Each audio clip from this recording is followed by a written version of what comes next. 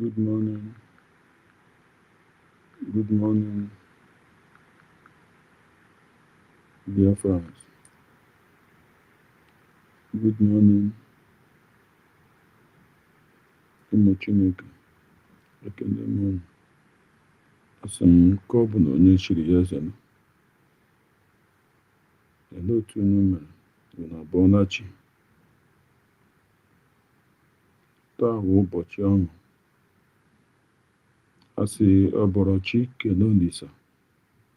Onye ọbụla fụrụ ụbọchị taa kwesịrị ikele Chineke nna maka ọ dịghị izi. Bikos enwere ndị labaranụ ha tetaghị. Enwere ndị labaranụ ha tetaghị n'ụra. So onye ọbụla a labara n'ụtụtụ teta n'ụra, o kwesịrị ikele Chineke maka na ọ dịghị izi. Bikos ọ bụghị n'ike gị, ọ bụghị na ị ka mara ihe, bụdọ site n'ebe ebere Chukwu. Ọ ya mere ka anyị dị ndụ na ala ndị dị ndụ. Ọ ya mere mgbe ọbụla anyị pụtara anyị ga-ekele ya, sọpụrụ ya, bikos of iche isi niile bụ nke ya, nkwanye ugwu bụ nke ya, bikos ọ ya nwawo ekekere ụwa, bikos ọ ya nwawo ugwu anyị na-arị ata egwu. So ya mere na mata ya n'eti ihe ọbụla anyị mega, anyị ga-ekele ya, si ya na o meela, onye mere ka anyị dị ndụ na ala ndị dị ndụ. And anyị si na ebe anyị na-adị ndụ, anyị ga-ejere ya ozi. Ebe anyị na-adị ndụ, anyị ga-ejere ya ozi. Ọ bụ our promise. Enwere mgbe anyị dị nta ka anyị na-agụ egwu, ebe m na-adị ndụ, onye nwe m aga m ejere gị ozi. Onye nwe m aga m anụrụ gị ọnụ. Ebe m na-adị ndụ, onye nwe m aga m ejere gị ozi. Onye nwe m aga m anụrụ gị ọnụ. Onye nwe m. So ka anyị na-ekwu ya, ka anyị na-eme ya ka ọ na-abịa na mmezu. Ebe anyị na-adị ndụ, anyị ga-ejere ya ozi, n'ọnụ ya ọnụ. O nwekwara egwu ọzọkwa agụkwara. Were onyinye amara Chukwu nyere gị n'ọrụ ya ọnụ. Were onyinye amara Chukwu nyere gị n'ọrụ ya ọnụ. Were ya n'ọrụ ya ọnụ. Were ya n'ọrụ ya ọnụ. Were onyinye amara Chukwu nyere gị n'ọrụ ya ọnụ. Egwu a na-agụ dị too much. Egwu a na-agụ dị too much. So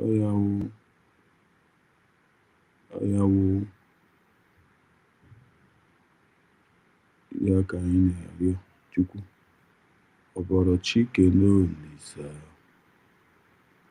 Onye bụrụ chi kelee Olisa. Ọ bụrụ chi kelee Olisa. Onye bụrụ chi kelee Olisa. Ka anyị kpee n'ekpere ka anyị si na-ekpe. This our sister na-ekpere anyị ekpere every morning. Nne, duru anyị gawa. Duru anyị gawa. Duru anyị gawa. And I'll continue from there. Anyone can lead us in prayer. Thank you.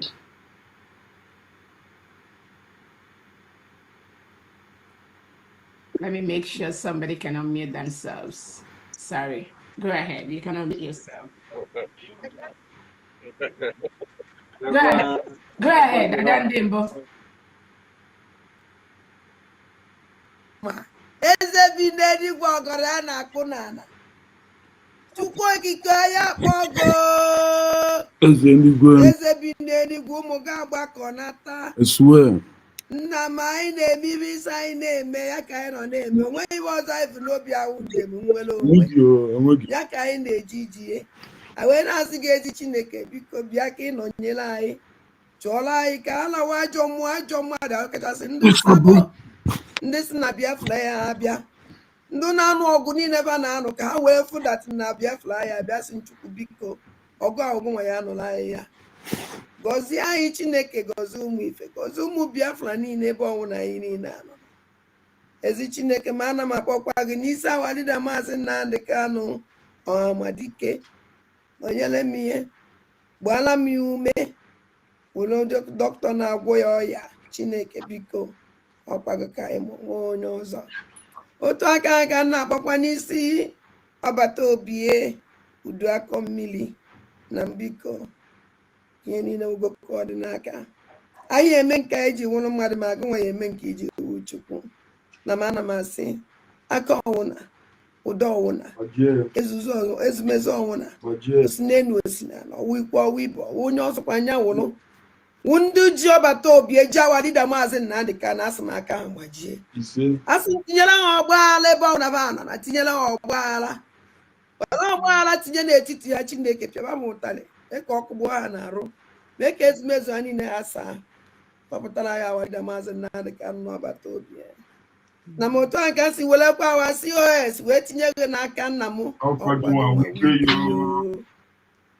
onye emekwe nke o ji wụrụ mmadụ n'ọkwago Chukwu na-eme mma onye na-enye ike ajọ mmụọ ajọ mmadụ uke mmụọ uke mmadụ ebe ọsọkwa anya si onye ọsọkwa anya wụrụ ọsọkwa wụrụ mụnwa na-eche echiche ọjọọ megide ihe asụ Chineke megide onye ọbụla na-emegide COS ayo ise ọ bụrụ mụnwa na-emegide ya emegide m ise onye ọsọkwa ya wụrụ ebe ọsọkwa ma na-agba ije ọ na-agba ya n'elu ọ na-agba ya n'ala ọ na-agba ya n'okpu na ala ọ na-agba ya asụ Chukwu asụ megidewe ekwere ka ba binye ekwere ka nna m binye ọbịa onye ọsọ enekwana anya n'ihu emekọ na-ebele alịlị aka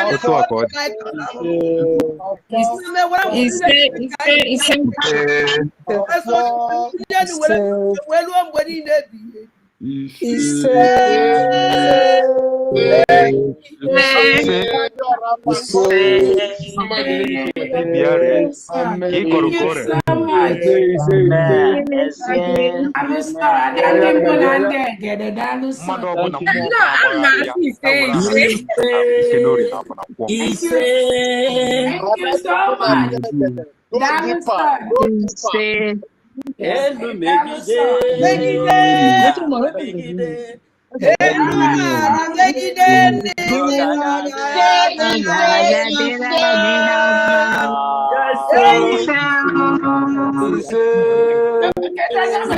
maybe you go ya go megide I like it megide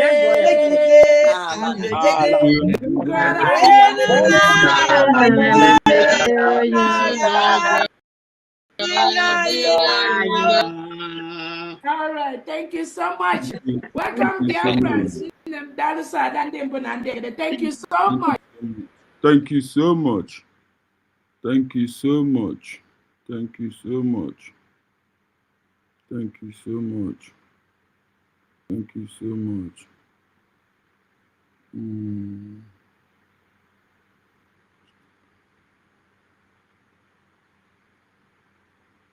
Thank you so much. Okay.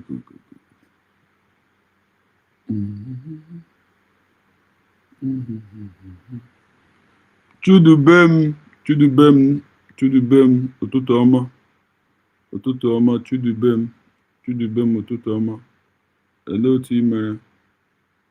Chudubem, ezigbo nwa afọ Biafra, onye ihe nwụrụ nwaanyị na-agụ agụrụ. Ana m asị m Chukwu agụ ume, duo gị ebe ọ bụla ị nọ.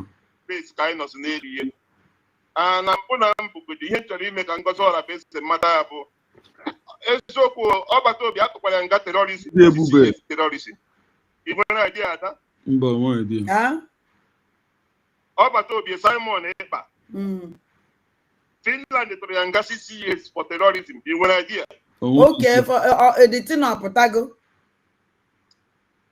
mba ihe na-ekwu ka m na-eme na life Triple M birikwo because enwere ihe some people enwe ha idea ha just na-agba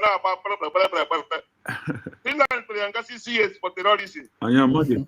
Ngozi Ọrabeze bụ chief of staff Simon Ekpa bụ the chief of terrorism. So Ngozi Ọrabeze nwere question to answer. Imagine. Because ọma ihe mere ọbatobi eji were eme terrorism o so were support ọbatobi na terrorism o mere so ọ bụrụ mụ abụ lawyer Ngozi Orabeze nwere question to answer yes because mgbe niile ahụ Simon Ekpa dey terrorize ebe niile ahụ ọ na-eme terrorism ahụ Ngozi Orabeze so ya ihe o mere and onye nwa Ngozi Orabeze na-negotiate ihe that place maka chief of staff chief of staff to Simon Ekpa who the terrorist atụrụ nga 6 years Chimo then Chukwu Nkere alias Isaiah Anyọkụ who the finance minister na-eweta ego Simon Ekpa ji terrorize ndị ọrụ na-terrorize so which means I been a terrorism case. One person and her carry terrorism here like that. One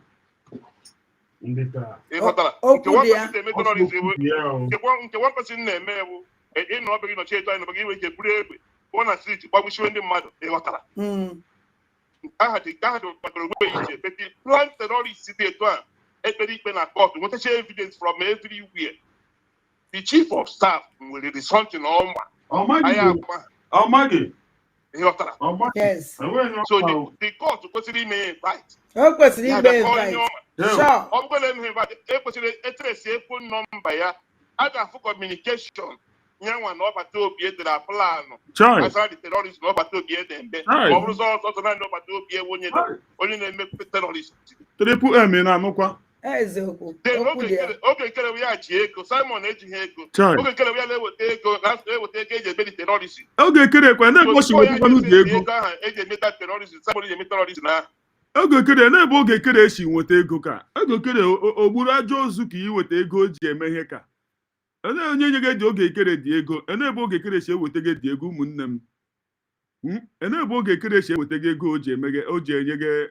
Onye ge here enable ge kere she wete gi. So before ya just send the guy eje meta terrorist Simon eje meta terrorist na o nwere nkata nya na Simon kpara before ya na send the ndị Simon ego je meta terrorist. Enwe mgbe o ji so na Simon plan ihe niile.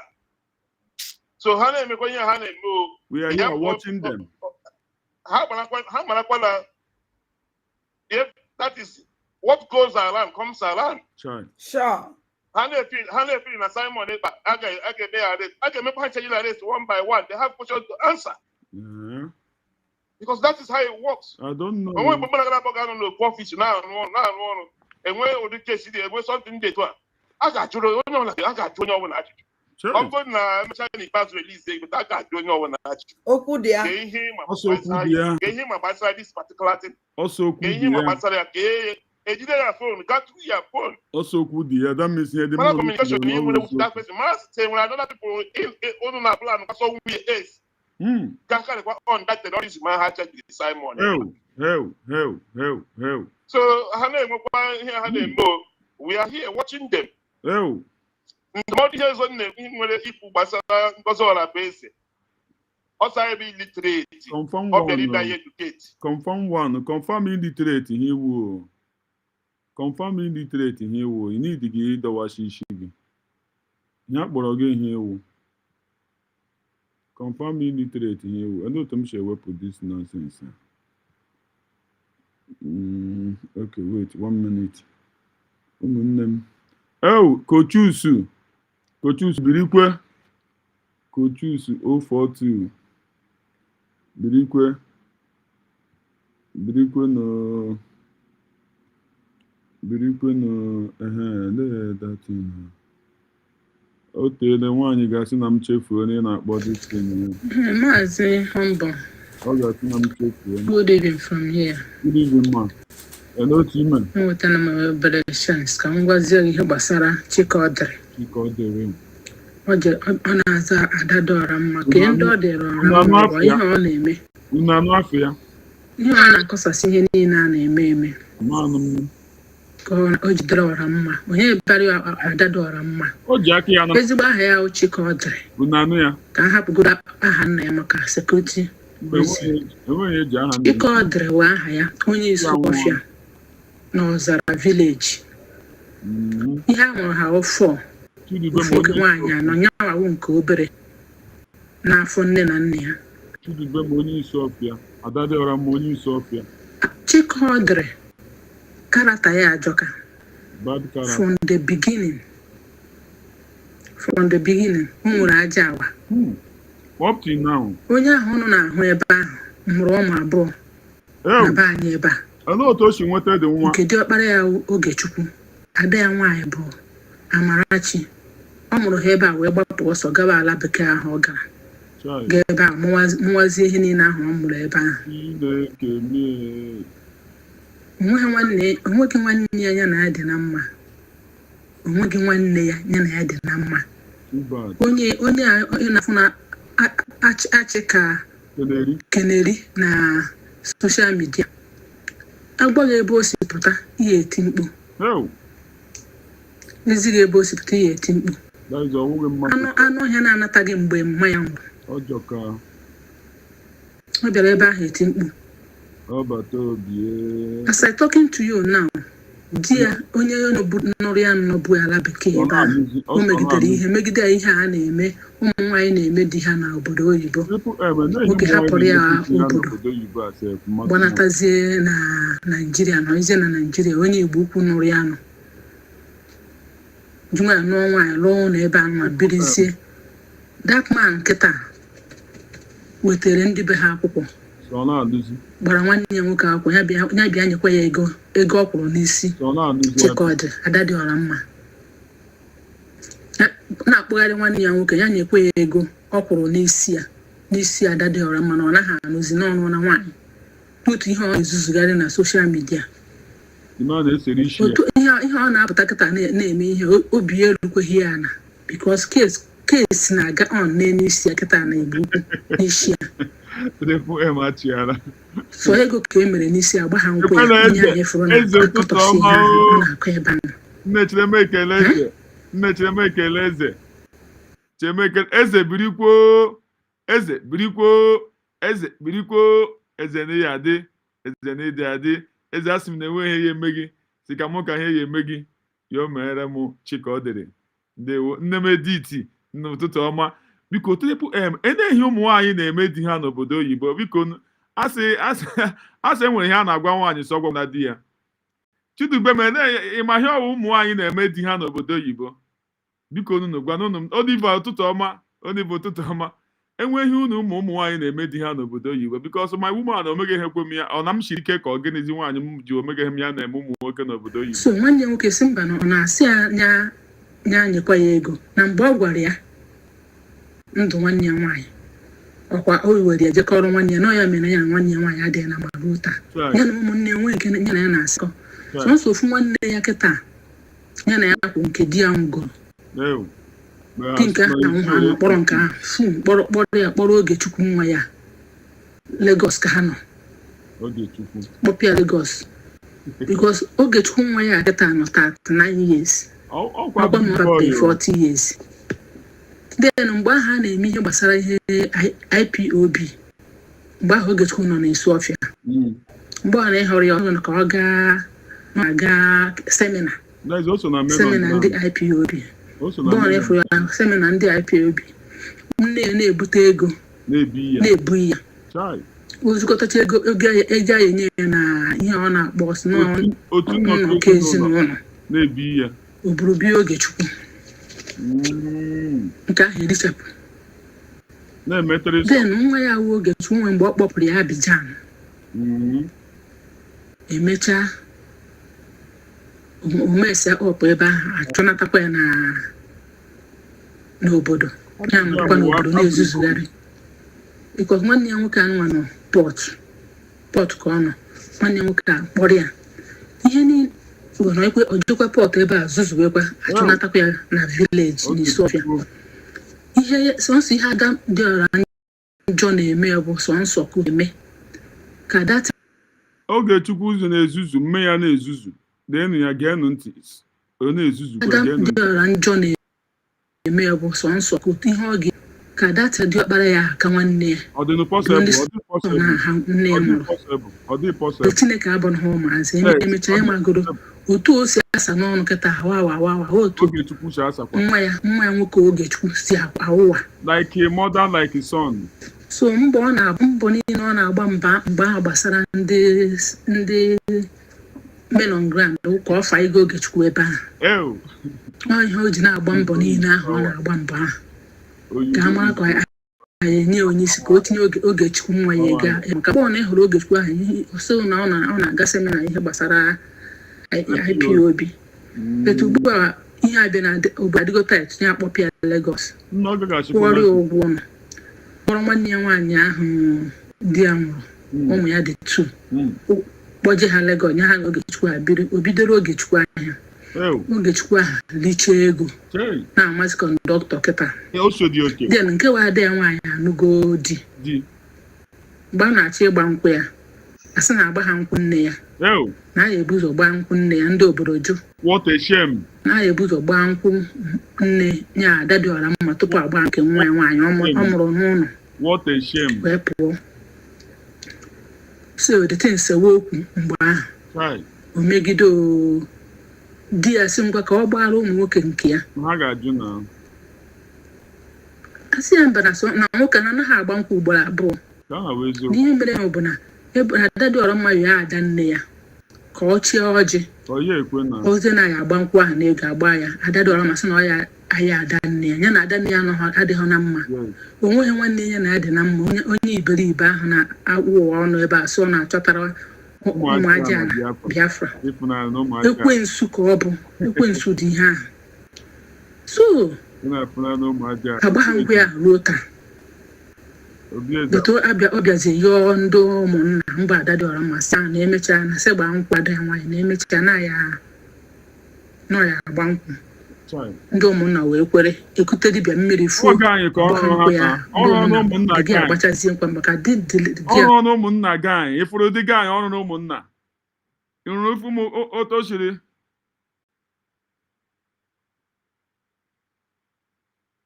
them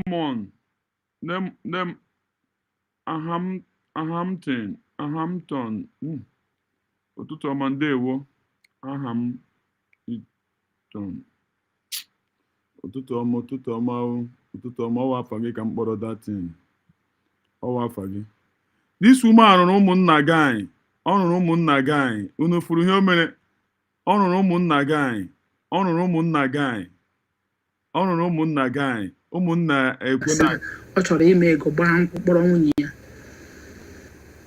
so ọyọcha ụmụnna kwere agbazie nkwụ ada ya nwaanyị agba ha nkwụ ya ruo taa ugbu a kịta DS nọ na-anụzi ada dị ọra mma na-akụ di ya ihe n'obodo oyibo na-atụsị di ya ihe n'ilo na-atụsị di ya ihe n'ilo ada dị ọra mma na-akụ di ya ihe n'obodo oyibo ada dị ọra mma na-akụ di ya ihe n'obodo oyibo ugbu a kịta DS nọ na-anụzi ada dị ọra mma na-akụ di ya ihe n'obodo oyibo na-atụsị di ya ihe n'ilo omekọta nwoke ihe nwoke wee hapụrụ ya obodo gbana na ize na Naịjirịa Justin ndewo so na ọ mụrụ ụmụ ise ebe ahụ duto ihe mekwa na o ji si n'obodo wee gbafuo na ọ na-ezuzu ọ na-ezuzugharị kịta ka o si otu a ka esi eyuzu ya mana n'ọhịa mana mbụbọ be anyị na-akpọ ya mbụbọ ebe a na-akọ ihe ebe ndị sekuriti jidere ya ebe ụmụ nwoke nọ ya na ụmụ nwoke nọ na-ezuzugharị wee kee ya agbụ na họrọ ndị be anyị Chidube meno ihe omi na ebe ya na ụmụ nwoke na-ezuzugharị eneghị dị nzuzu dị ihe ha na ụmụ nwoke na-ezuzugharị ihe anyị nwere ike ikwuwa Piman ndewo ọ sị ebe ya na ụmụ nwoke na-ezuzugharị eneghị dị ihe ha na-ezuzu ihe ha biko nwere ike ịgwa m nzuzu ya ịma nzuzu dị n'ụdị n'ụdị a sị chere nu wet ebe ya na ụmụ nwoke na-ezuzugharị na họrọ ndị be anyị wee pịachacha ya ịtarị pịawasịcha ya ọkwa ada ndị mbụ na ndị egede ka a pịara ihe na họrọ ndị be anyị ebe a na-akọ ihe ebe ndị sekuriti jidere ya ebe ahụ duto ihe mekwa na o ji si n'obodo wee gbafuo na nzuzu ọ na-ezuzugharị kịta ka o si otu a ka esi eyuzu ya mana n'ọhịa mana mbụbọ be anyị na-akpọ ya mbụbọ ebe ndị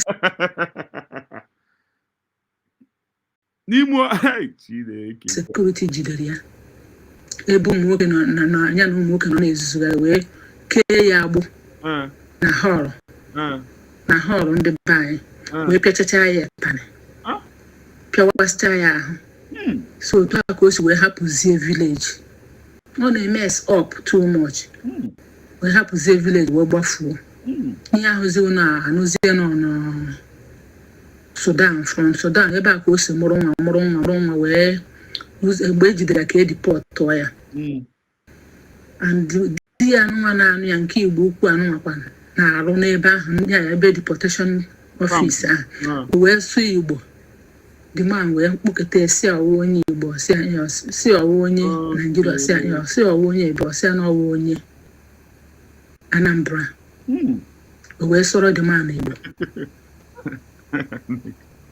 the man wee sọkwara ya gbozie ndị ebe ha na-achị isi wee deport ya n'ihe a nwanne ya nwaanyị kpuchi ụmụ the man eburuzie ga na-eyo the man eburuzie ga na-eyo the mgbe a na-emegide ya ọhụzie backside of ya ọhụ bad side of the man and the woman gbamagazie about ụmụ abụọ ka atọ ọchị the man kpọrọzie ya na the man megịnị n'ọbazie the man kọwara ya mụọrị ụmụ abụọ mezuru ya 5 ahụ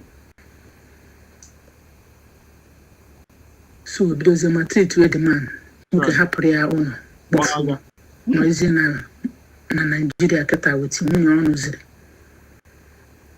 so mgbe Adadị Ọrọmma hụziri na the man anụọ na nwaanyị gbanwụ o sendikwara ya pictures Adadị Ọrọmma picture Adadị Ọrọmma wee tizie divorce paper because ọ sị na tax ndị ọcha na-enye ya dị too much na na-enye ya tax as onye ịmaga onye ya na nwoke ka bi otizie divorce paper ahụ gwa ha na anọ single mother mgbe ekpechara ihe niile so asị the man nọ na ọ gaghị akpọ nwa ya ọrụ na beta ọ ga-enwe access to those children like imere ha ihe beta nweghị nke ọ ga-akpọrọ ihe a mere nwoke ji wee wee iwe nazie Nigeria jezie nọzie permanent na Nigeria so mgbe the man fụ na Adadị Ọrọmma tiri divorce ahụ wee wezie ihe a leta wejere ndị be ha si anọ gịnị na ọnụchana Adadị Ọrọmma wee si na ihe ọma na divorce paper o tiri ụlọ ka tax a na-enye wee dị ha na nso n'ọnata na Nigeria na ha ka ya anụ akwa di ya na ha ga-anụ di na nwunye afọ isi ya ihe ọ na-agbapụtagharị na social media na everyday 1 hour 2 hours ọ na-ebe ọ ebe o ji akasi onwe ya obi ọ na-anwụkwa anwụ ọ na-efu efu ebe efuru ya ịnụ elu okwu ya aka a na-elu ya aka and onye ha na be ha nwanne nwoke kwe ya bata ọ gaghị na Igbo ukwu ndị Igbo ukwu ajụ na ya ha sịkwa na ha achọghọzi unless even ọ gwara ụmụnne na ọnwụnwụ si na ya esi nye na Sudan na onweghị ọsụna Sudan ka ọsụna France ebe ọ nọ ọnwụnwụ si na ihe na France na onweghị ihe ọ na-anata na onwe onye o nwere ebe ọ na ha hapụrụ ya mgbe ndị sekuriti na-akụ ya ihe onwe zọrọ ya n'ọhụ na onweghị mmadụ ihu ebe onye asịpụta imeri ya ebere ọ na-afụri ọnụ n'ebe ahụ osi isu ọfịa ama mbe ha ama ma ụmụnne niile ama m onye ọwa ọfụma isi ọfịa ka o si so hapụ ihe ọ na-akọ ka nkwudobe otu a ọ ka na-ezuzu na ma na-ewepụtasị ya one by one Emmanuel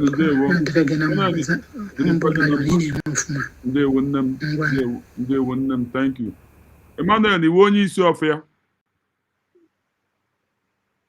Emmanuel ndewo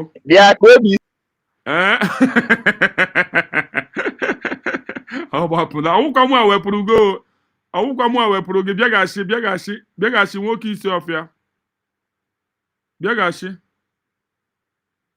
ọwụkwa mụ a wepụrụ go nna ya kwa first time m use this stream yard the thing na-agba ma ji amụ ka free ka m use go here Emmanuel bịaghachi ọwụkwa mụ a wepụrụ go nne Ezinne Judy Ezinne Junior na ndewo ụtụtụ ọma. Na ihe ka agbaga maji amụ. Ewo. Ihe ka agbaga maji amụ. Mata. Iti na-apụcha.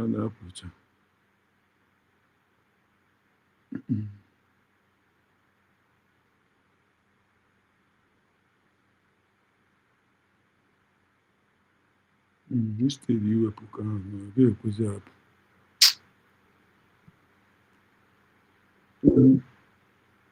Nwoke isi ọfịa chere ka m bịa mee accept. Anọ m ebe m chọrọ iwere something.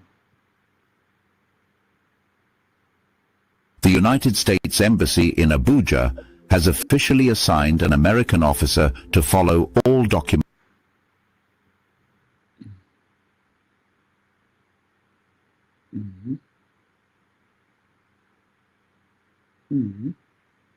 Ndị ihe ya akpọ ịdị ihe ka m pịga n'ihe ka. Chimo.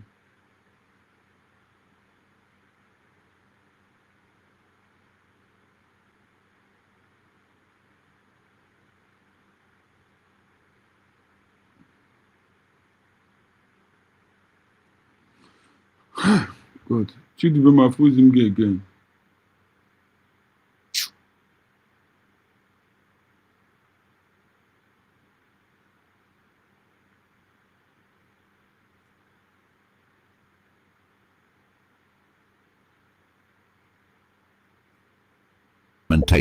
Submitted by Barrister Aloy Ejimakor regarding Nnamdi Kanu's case. The move came after a former DSS detainee, Atiku Issa, who shared a cell with Nnamdi Kanu, granted an interview saying Nnamdi Kanu is peaceful, courageous, respected by all detainees, and genuinely wants Nigeria's progress.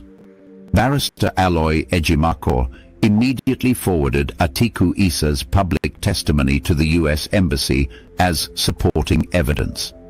The U.S. Embassy requested strictly court-issued documents, not news articles, prompting Barrister Aloy Ejimakor to send 3 major legal documents proving past court rulings in Nnamdi Kanu's favor.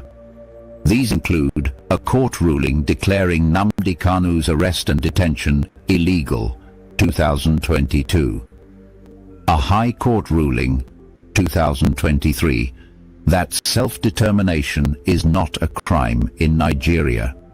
A ruling ordering the federal government to compensate and apologize to Nnamdi Kanu for the 2017 massacre of his family and 2021 extraordinary rendition.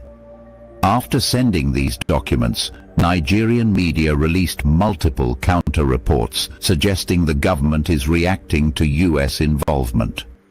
IPOB simultaneously wrote petitions to the US, UK, EU, UN, and 19 foreign missions, demanding global intervention for Nnamdi Kanu's unconditional release. Nnamdi Kanu has personally filed a motion at the Court of Appeal asking it to halt or stay the planned 20th November judgment, arguing the trial's foundation is unconstitutional. If the appeal court grants the stay, the Federal High Court's judgment may be postponed. If it ignores it, Nnamdi Kanu's team may later argue the judgment is invalid. As of the latest update, the appeal court has received Nnamdi Kanu's filing but made no statement yet, leaving intense anticipation in the days leading to November 20th. When I first heard that the Embassy of the United States of America, under the administration of President Donald John Trump, had officially assigned an American officer to monitor the case of Mazi Nnamdi Kanu, I felt as if a long-closed window had finally opened a small crack. For decades, the Nigerian government has treated issues surrounding the Igbo Biafran people with disturbing arrogance, hostility, and denial. So when the lawyer of Nnamdi Kanu, Barrister Aloy Ejimakor, submitted a new set of official court documents to the United States Embassy in Abuja, The reaction within Nigerian political circles was almost immediate. It was the kind of panic only a guilty conscience produces. What triggered the renewed interest of the United States was not only the legal documents, but also the testimony of a man named Atiku Issa, who shared a Department of State Services cell with Nnamdi Kanu. Atiku Issa confessed openly that he originally believed Nnamdi Kanu was a violent extremist, only to discover that the man was one of the most peaceful detainees he had ever encountered. According to him, people from every region respected Nnamdi Kanu inside that small, suffocating cell. They saw him as courageous, thoughtful, and committed to justice. That testimony flew directly in the face of the narrative the Nigerian government has tried to sell to the world for years. When the United States Embassy asked for official documents rather than Nigerian media reports, Barrister Aloy Ejimakor sent them 3 powerful documents. The first was a 2022 ruling that declared Nnamdi Kanu's arrest and detention illegal. The second was an October 2023 High Court ruling stating that self-determination is not a crime in Nigeria. The third was a ruling ordering the federal government of Nigeria to compensate Nnamdi Kanu for the military attack on his family's home in 2017 and for the illegal extraordinary rendition of 2021.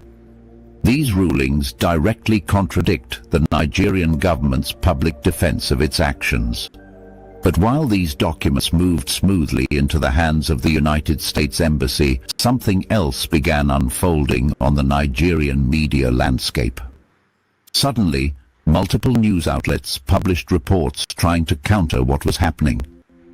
It was the typical behavior of a government that has always been allergic to truth. Instead of addressing the injustice done to Nnamdi Kanu, the Nigerian government seemed more concerned with controlling the narrative, manipulating headlines, and creating confusion among citizens. This is nothing new. From the days of the Biafran War, the treatment of Igbo Biafrans in Nigeria has followed the same pattern: suppression, brutality, and silence. Generations of Igbo people grew up listening to stories of relatives who were massacred between 1967 and 1970. Those who survived the war were later subjected to economic policies designed to cripple the region, not rebuild it. The Nigerian government has always found ways to punish the Igbo people for daring to demand justice, dignity, and equality. The atrocities committed by soldiers in the southeast, the targeted killings, the disappearances, and the constant military invasion of communities were never addressed. Instead, the voices of the victims were criminalized. Nnamdi Kanu became a symbol of that long, painful history.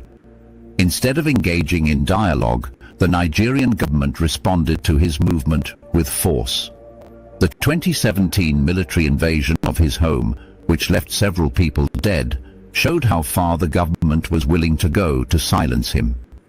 The extraordinary rendition of 2021, a violation of international law, exposed the same pattern of disregard for human rights.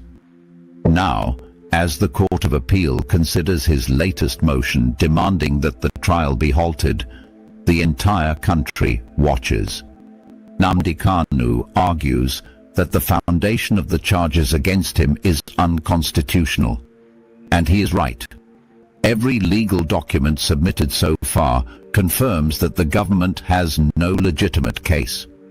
Yet the trial continues because the Nigerian government has never been comfortable with lawful processes when dealing with Igbo matters. Their response to justice has always been delay, denial, and intimidation. That is why the involvement of the United States matters. It has introduced a level of international scrutiny that the Nigerian government cannot easily manipulate.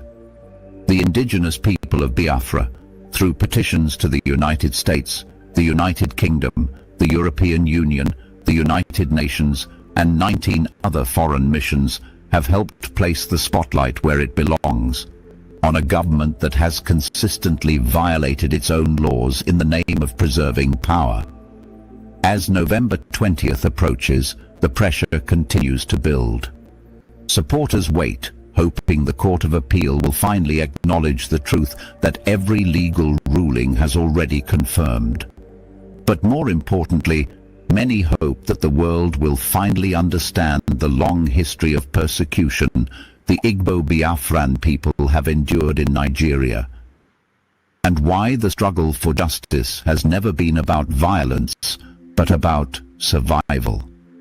In the end, everything happening around Nnamdi Kanu's case exposes a deeper sickness in Nigeria's leadership, a sickness now sitting boldly under the administration of President Bola Ahmed Tinubu. Instead of upholding justice, President Bola Ahmed Tinubu's government has continued the same pattern of arrogance, manipulation, and brutality that earlier administrations used to suppress legitimate grievances from the Igbo Biafran people. The Nigerian judiciary, which should be the last hope of the common man, has repeatedly allowed politics to overshadow law. Judges drift in and out of constitutional duty depending on the desires of the executive, leaving ordinary citizens to wonder if justice even exists in Nigeria. The behavior of the Nigerian military and the Nigerian security forces is no different. In the southeast, military operations resemble punishment, not security. Raids, intimidation, indiscriminate shootings, and unchecked killings that go uninvestigated and unpunished. When it concerns the Igbo Biafran population, these forces act with a freedom and carelessness. This entire system, government, judiciary, military, and security agencies, has failed. And until accountability is demanded, Nigeria will continue repeating the same shameful cycle of injustice. My brother, please share more insight on this topic with the viewers. Good day, everyone. Let me begin with a question that should trouble every Nigerian who believes in the rule of law.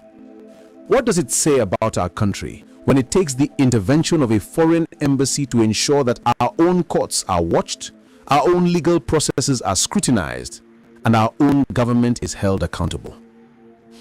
This week, something extraordinary happened.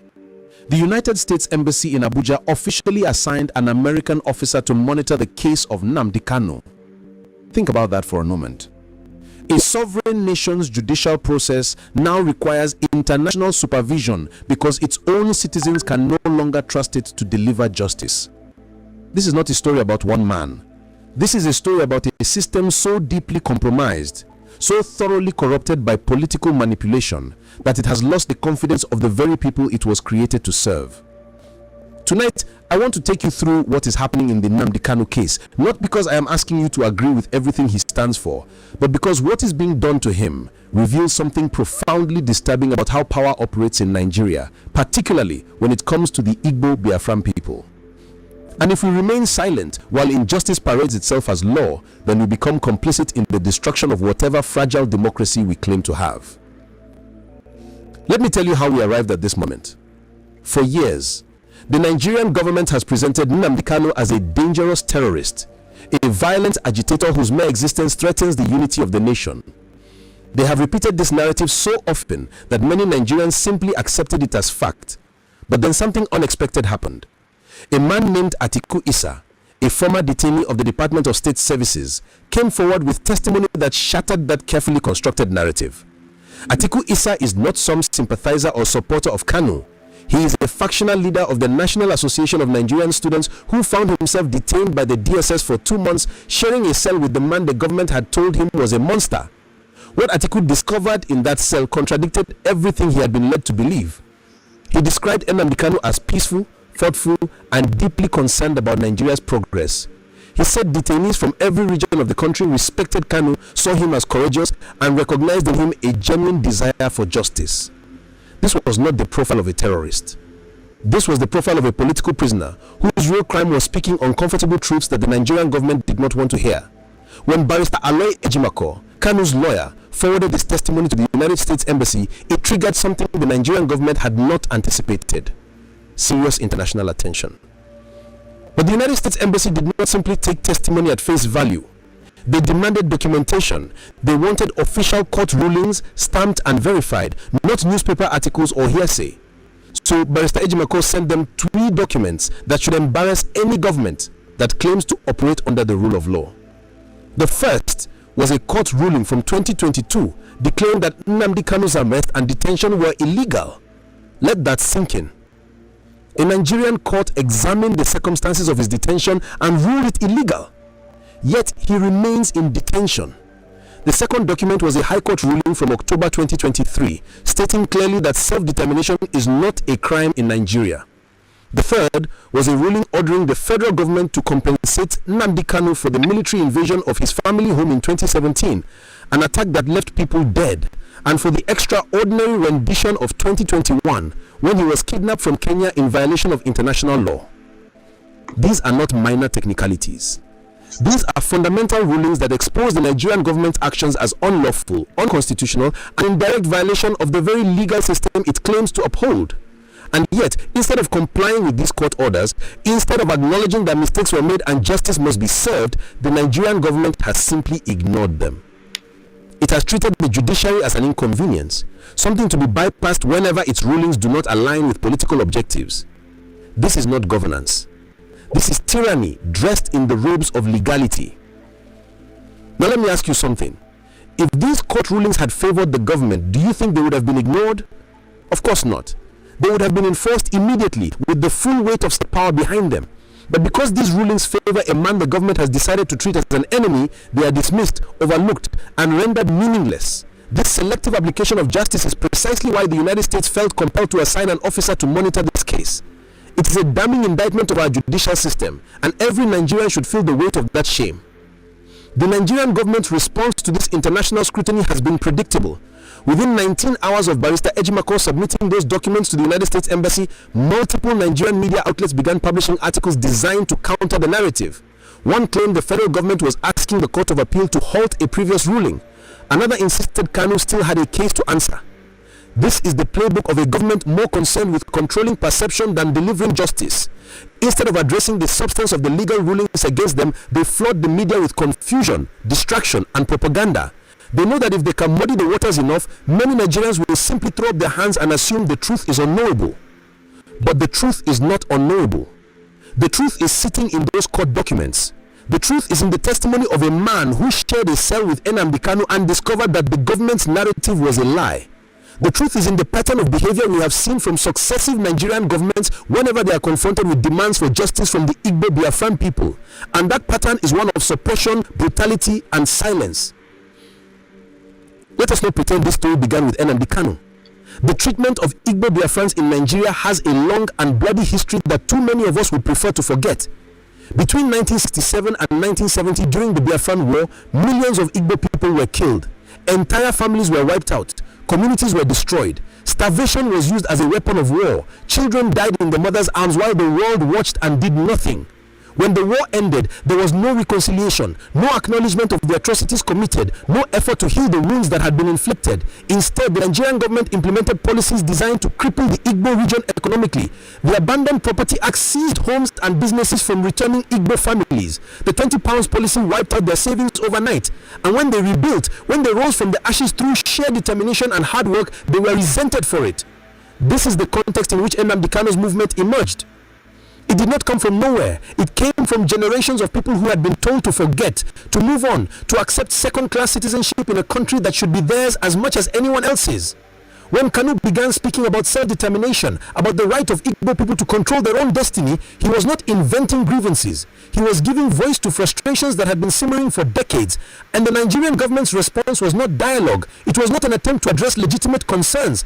It was violence. In September 2017, the Nigerian military invaded Nnamdi Kanu's home in Abia State. They called it Operation Python Dance. Think about that name for a moment. A python does not strike quickly. It coils around its prey, slowly squeezing the life out of it. That is what the Nigerian government wanted to do to the Igbo people. During that invasion, unarmed civilians were killed. Nnamdi Kanu's home was destroyed, and when he fled for his life, the government claimed he was a coward running from justice. But what justice was there to run to? What court could he trust when the executive branch had already decided his fate? For 4 years, Kanu lived in exile. Then in June 2021, he was kidnapped from Kenya and brought back to Nigeria in what is known as extraordinary rendition.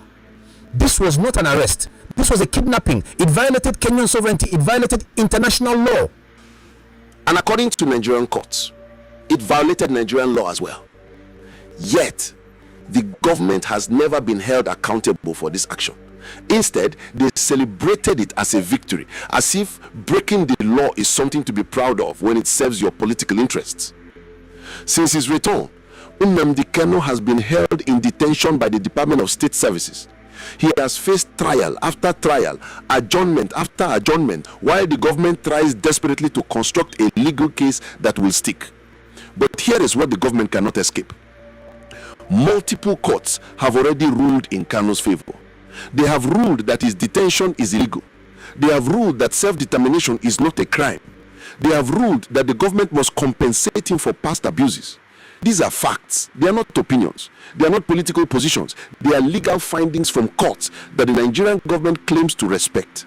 So why is he still in detention? Why is there still a trial?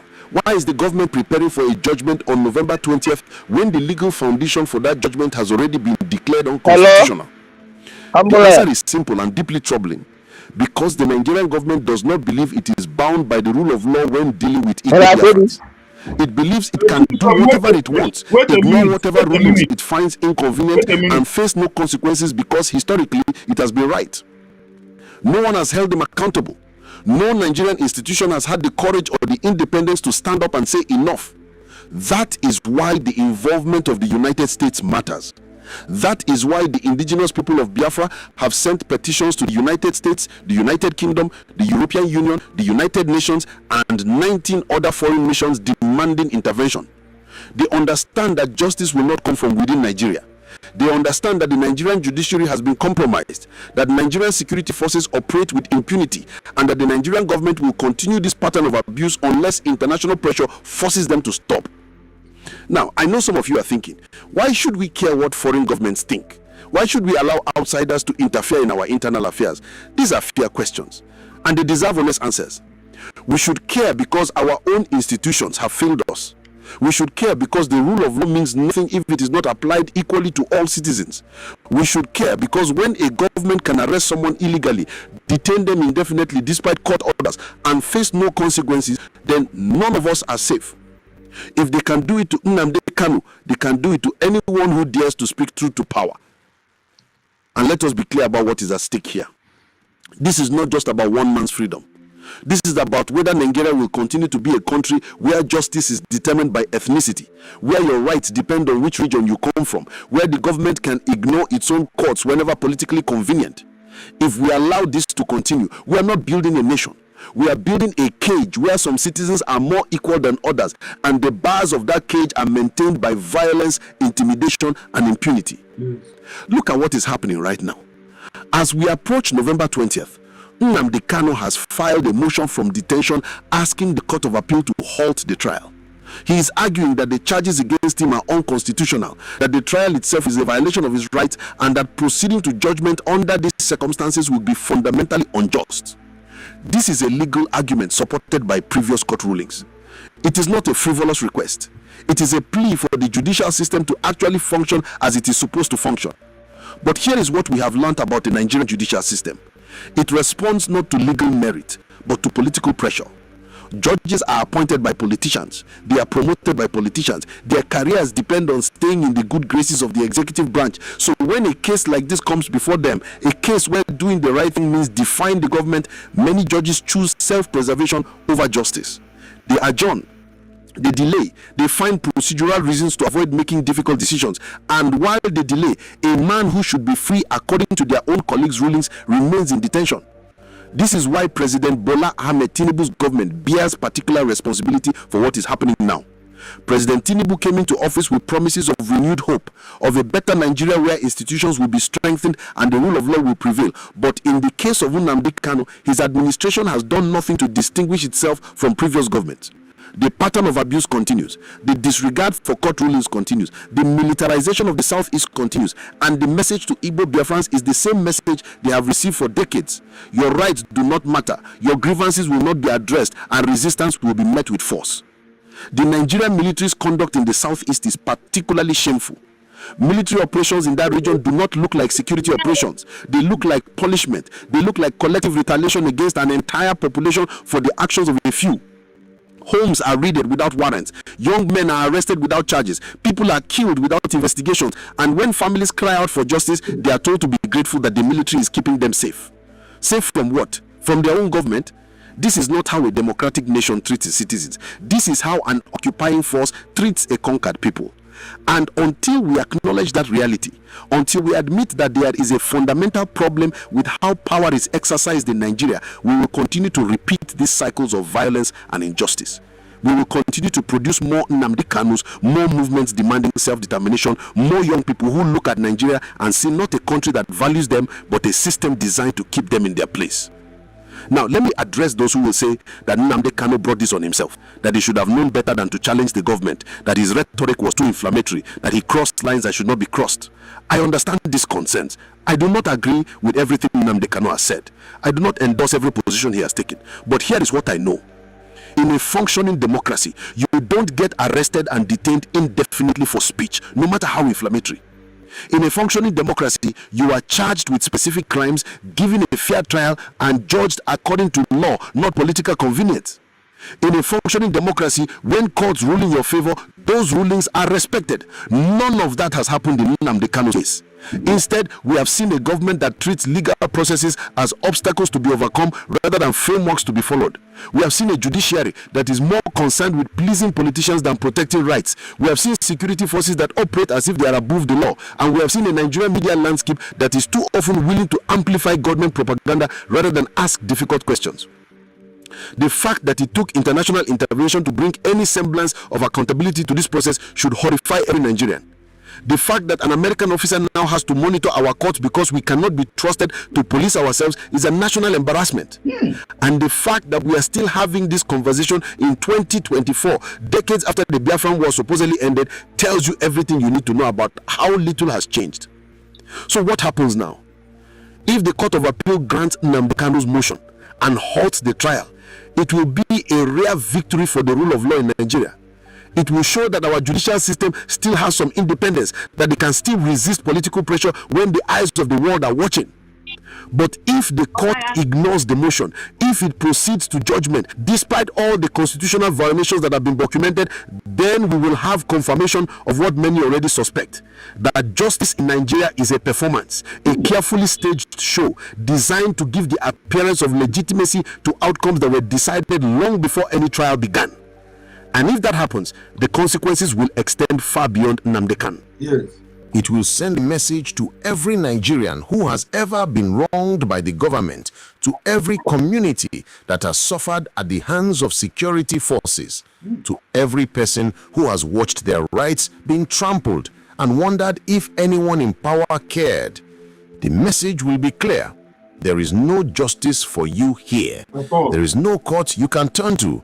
There is no legal system that will protect you. Your only hope is to accept your fate or to fight back in ways that make the government even more repressive. This is how nations fall apart. Not suddenly, not in one dramatic collapse, but gradually, through the slow erosion of trust in institutions, through the steady accumulation of injustices that never get addressed, through the normalization of behavior that should be intolerable. We are watching that process unfold in real time with the Nnamdi Kanu case, and the tragedy is that so many of us have become numb to it. We shrug our shoulders. We say, this is just how Nigeria works. We convince ourselves that nothing will ever change, so why bother getting upset? But things can change. They must change. Because the alternative is a Nigeria where might makes right, where the government can do whatever it wants to whomever it wants. where ethnicity determines your access to justice, and where speaking truth to power is a crime punishable by indefinite detention. That is not a country I want to live in. That is not a country I want to leave to the next generation. And it should not be a country any of us are willing to accept. The Igbo Biafran people have suffered enough. They suffered through a war that killed millions. They suffered through economic policies designed to impoverish them. They suffered through decades of marginalization and exclusion from political power. They have suffered through military invasions of their communities, through the killing of their children, through the destruction of their property, through the silencing of their voices. At every turn, they have been told to forgive, to move on, to be patriotic Nigerians, even as Nigeria refuses to be patriotic to them. How much suffering is enough? How many court rulings can be ignored? How many people must die before we admit that the problem is not the victims demanding justice, but the system refusing to provide it? These are not rhetorical questions. They require answers. And those answers must come from all of us, not just from Igbo people, not just from those directly affected by this injustice, but from every Nigerian who claims to believe in the rule of law. Because here is the truth that makes this case so important. If we can ignore court rulings when it comes to Nnamdi Kanu, we can ignore them for anyone. If we can detain someone indefinitely despite judicial orders for their release, then detention is no longer a legal consequence, it is a political weapon. If we can militarize entire regions based on ethnicity, then we are not a nation of equal citizens. We are a collection of favored groups and targeted populations. And if we can do all this while calling ourselves a democracy, then words have lost all meaning. The United States Embassy's decision to monitor this case is not an insult to Nigeria. It is a wake-up call. It is international recognition of what many Nigerians already know but are afraid to say out loud. Our system is broken. Our institutions are compromised. Our government operates with impunity. And without external pressure, nothing will change. That should not make us angry at the United States. It should make us angry at ourselves for allowing things to deteriorate to this point. As November 20th approaches, all eyes are on the Court of Appeal. Will it uphold the rule of law? Will it acknowledge the constitutional violations that have plagued this case from the beginning? Will it have the courage to stand against political pressure and do what the law requires? Or will it join the long list of Nigerian institutions that have chosen expedience over principle, that have chosen to preserve their own positions rather than protect the rights of citizens? I hope for the former, but I fear the latter, because courage is rare in Nigerian institutions. Independence is even rarer, and the pattern of behavior I've seen from successive governments suggests that those in power have no intention of allowing justice to prevail if it conflicts with their political objectives. They will delay, they will appeal, they will find new charges, they will do whatever it takes to avoid admitting that they were wrong, that they violated the law, and that Nnamdi Kanu should never have been detained in the first place. But whether the court rules in Kanu's favor or not, one thing is certain. This case has exposed the deep sickness at the heart of Nigerian governance. It has shown us that our democracy is fragile, that our institutions can be bent to political will, and that the rights we claim to cherish are only as strong as the government's willingness to respect them. That is a terrifying realization, but it is also a necessary one, because only by confronting how broken our system is can we begin the difficult work of fixing it. Tonight I am asking you to pay attention. I am asking you not to look away, not to accept the narrative that this is just politics as usual, not to convince yourself that the outcome does not matter because it does not directly affect you. It matters because every injustice tolerated makes the next one easier. Every right violated without consequence weakens the protections we all depend on. Every court ruling ignored diminishes the authority of law itself. Nnamdi Kanu's fate is not just about him. It is about what kind of country we want Nigeria to be. It is about whether we believe in equal justice under law or in power exercised without accountability. It is about whether we will continue to let ethnicity determine who gets protection and who gets persecution. These are the questions his case forces us to confront, and we can't keep avoiding them. The weight of justice is heavy, but it must be carried. It must be carried by judges who refuse to bow to political pressure. It must be carried by journalists who report truth.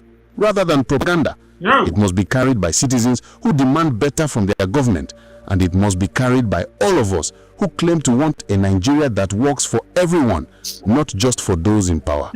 So as we wait for the Court of Appeal to make its decision, as we watch international pressure build, as we observe the Nigerian government scrambling to control a narrative that is slipping away from them, let us remember what is really at stake.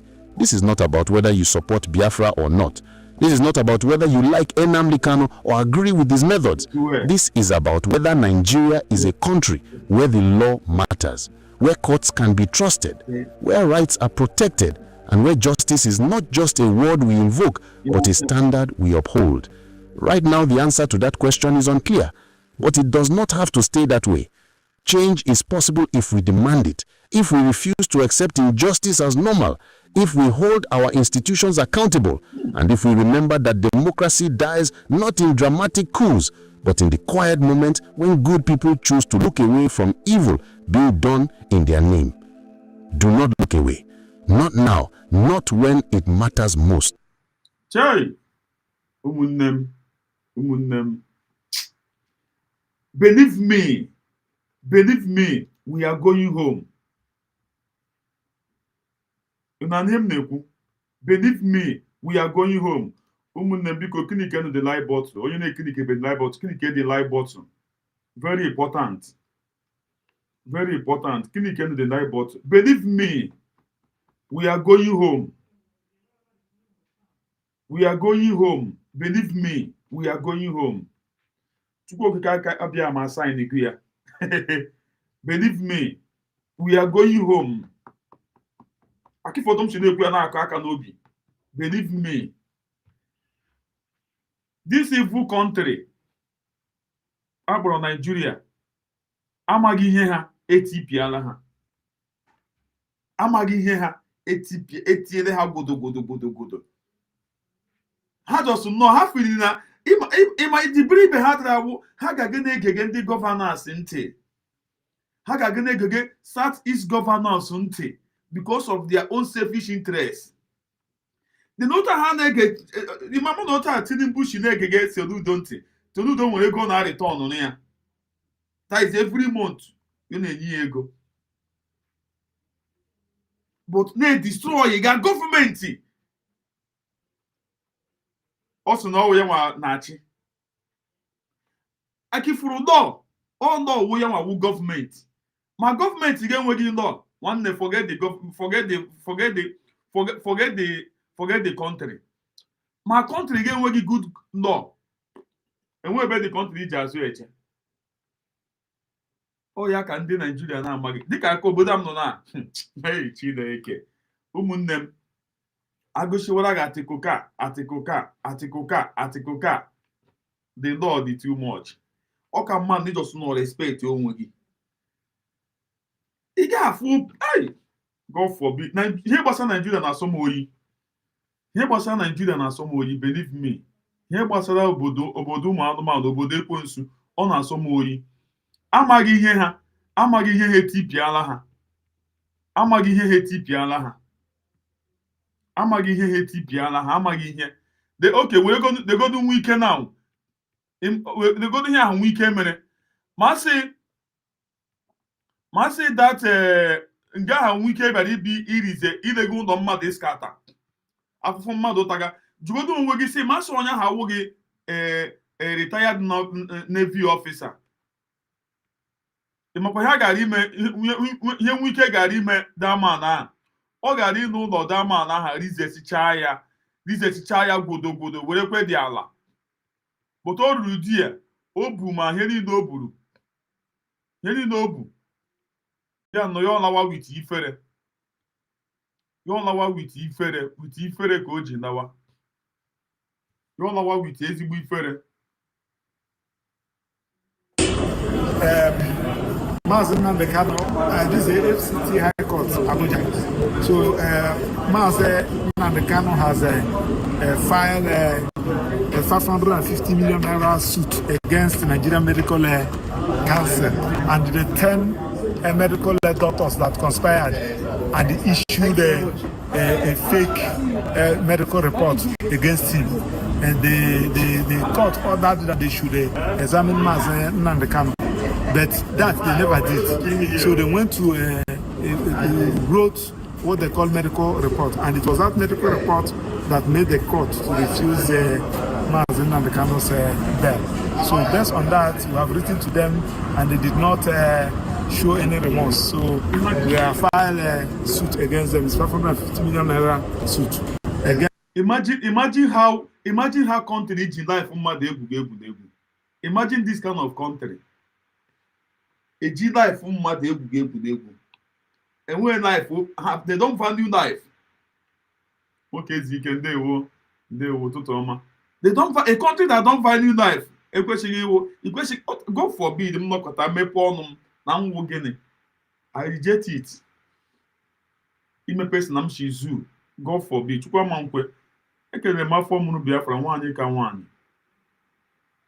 new website is superb.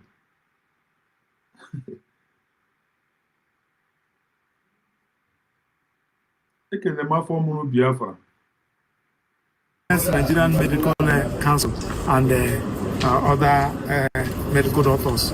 So that is the position. Thanks and God bless you. Good evening, everyone. Thanks for joining me in this video. Today is Friday, the 14th of November, 2025. Now, before we go into the details of what Marcel Okpara just said about Nnamdi Kanu filing suit against the Nigerian Medical Association and some medical practitioners, I want to remember, what a pastor told me, missionary. He is an American. He's always coming to Nigeria. He told me he will be coming to Nigeria again because he have taken so many people, especially in Plateau State, to be a family member. Now, this is the issue that got me worried in the course of our discussion. He said, in the whole world, there is no country you are going to get to. You will not see the bad people. You will not see the good people. You will see the corrupt people. You will see less corrupt people. You will see, different kind of people. He said it is common in every country in the world. So Nigeria is not exceptional. However, when you see institutions being complicit, being corrupt, being manipulative, he said you have to be afraid of the country. He said that is my own situation and problem with Nigeria. Not about her people, but about the institutions in the country. I got that 100% correct. The truth is this, according to him, there is no country you will get to in this world, you will not see good and bad people. But good and bad people in the country does not make international communities and the world look at the country as a bad country. No, not about the people, but about the institutions in the country. How about the judiciary? How about the police? How about the government? What are they doing? How do they handle things? That is their fear. So when institutions are corrupt, forget about that country. The country is doomed forever. Why am I saying this, or why did I go to this angle? I want you to understand that Nigerian Medical Association got an order from Federal High Court through Justice James Omotosho to go and try Nnamdi Kanu, test him about what they are saying about his sicknesses, or his sickness, or illness, what he's going through, the symptoms. Go and try him and bring the certificate. You know what these people did? They went and fabricated a certificate. And look at where they got the problem. They now backdated the report to be a report that was formed or was presented or was issued before the court order. In other words, they did not obey the court order, but they submitted a report regarding the court order. That is just the problem. You see, I was telling you people before that this Nnamdi Kanu detention is one of the most complicated things I have ever seen on earth. In the sense that even Nnamdi Kanu is released today, he can even spend 7 years suing people. Right from who got the plane that kidnapped him, people who kidnap him, people who send military to his house, and so on and so forth, both Brutai and all those people, they know that they are in trouble. You understand? So that is why the government, they are now so manipulative about Nnamdi Kanu's matter. Imagine medical doctors, Nigerian Medical Associations. Imagine Nigerian Medical Associations fabricating a false report just because they were pressured by the government. They were pressured by people in government. You see, you must make sure the guy did not go to hospital. The guy must remain in DSS detention. Of which gain? What are you going to get from this? No, what are you going to get from now? For people who do not understand this, let me repeat again. This is not all about that they presented a report of the test they did. I am talking about these people presented a report of a test they did not run. Now, let me go to this Sarah Reporter's article for you to understand it very well.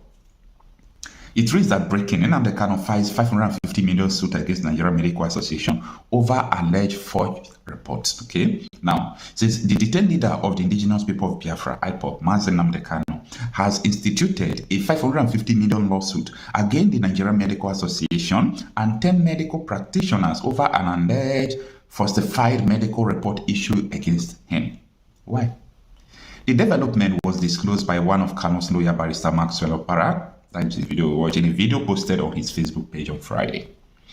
This is FCD High Court, Abuja, he said. Mazi Nnamdi Kanu has filed a 550 million suit against the Nigerian Medical Association and the 10 medical doctors that conspired and issued a fake medical report against him. Do you understand? Now, in October 2025, Sarah Reporters reported that lawyers representing Kanu accused the Nigerian Medical Association of fabricating a medical report on Kanu's health without conducting any examination as ordered by the court. You understand my previous explanation? Yes. During those proceedings, you could hear Aloy Ejimako and the rest of them, even this House of Rep member, saying that, listen, Nnamdi Kanu has not been tested, but there is a medical report that the Nigerian Medical Association used to ambush them in the court. They came to court, you just served them the paper. So they did not even, study the document very well to understand that you backdated the report. You did. So when you look at all these things, you see that this is a conspiracy. One of the greatest conspiracy against Nnamdi Kanu is what is going on. For all angle judiciary, the government, the executive, the armed forces, now the medical doctors. Anyway, Kanu's special counsel, Barrister Aloy Ejimako, noted that the report presented in court was dated October 13, long after the court's directive, leaving the defense no time to study or respond to it. Now, the medical report we will serve in open court today was dated October 13. This is what Aloy Ejimako said as a deno. So this obviously means that the defense has no ample opportunity to react to it. It was more of an ambush, he said. Moreover, the court had ordered that Mazi Nnamdi Kanu be examined by the Nigerian Medical Association, but the examination was never carried out. Do you understand? The examination was never carried out, and the order was entered on September 26 and registered on October 8. According to Ejimako, the Nigerian Medical Association never examined Kanu. That is the bone of the contention here. According to Ejimako, the Nigerian Medical Association never examined Nnamdi Kanu as required, but rather based its report on informal meetings held with him at the Department of State Services headquarters in Abuja on September 18. Do you understand? So, the article continues. Let me stop it here. The issue here is this. All these things is not going to help the country. It makes people to be afraid of the country more and more. It makes people to look at this nation and feel that there is no hope anymore. Every day, everything we are saying about this country, we continue to have the justification. Yeah. Our stance that this country is not sustainable, every now and then continue to have the justification to declare. No, how could this happen? How can it be? Now, the question now goes to who is responsible for the influence against the Nigerian Medical Association. Remember that there was a lawyer that came to test Nnamdi Kanu and issued a report that Nnamdi Kanu is not fit, that something he need to go to hospital. And one DSS doctor said, no, Nnamdi Kanu is not ill. So because of that, the lawyer now asked the Nigerian Medical Association to go and test him. However, they did not. But they issued a report that they did. So this is the situation we are facing in this country. It's very unfortunate. Let me know what you think about this. Mazi Nnamdi Kanu, this is the FCT High Court, Abuja. So Mazi Nnamdi Kanu has filed a 550 million naira suit against the Nigerian Medical Council and the 10 medical doctors that conspired and issued a fake medical report against him. And the court ordered that they should examine Nnamdi Kanu, but that they never did. So they went to wrote what they call medical report, and it was that medical report that made the court to refuse Nnamdi Kanu's bail. So based on that, we have written to them, and they did not show any remorse. So we have filed a suit against them. It's 550 million naira suit against Nigerian Medical Council and other medical doctors. So that is the position. Thanks and God bless you.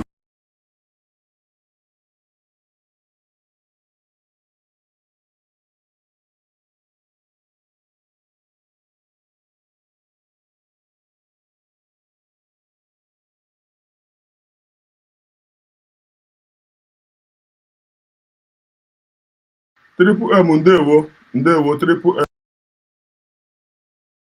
M bata n'ụlọ enye anyị odu bata bụ enye anyị odu dekwe nne nke bata bụ enye anyị odu alaikere m voice gị bata bụ enye anyị odu Triple M bata bụ enye anyị odu Triple M birikwo ụtụtụ ọma bata bụ enye anyị odu bata bụ enye anyị odu Triple M onye eziokwu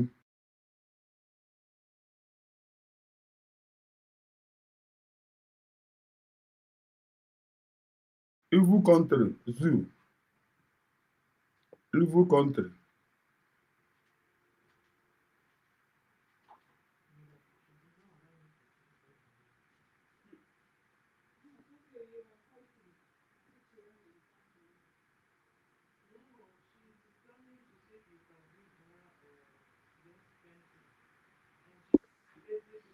Obiala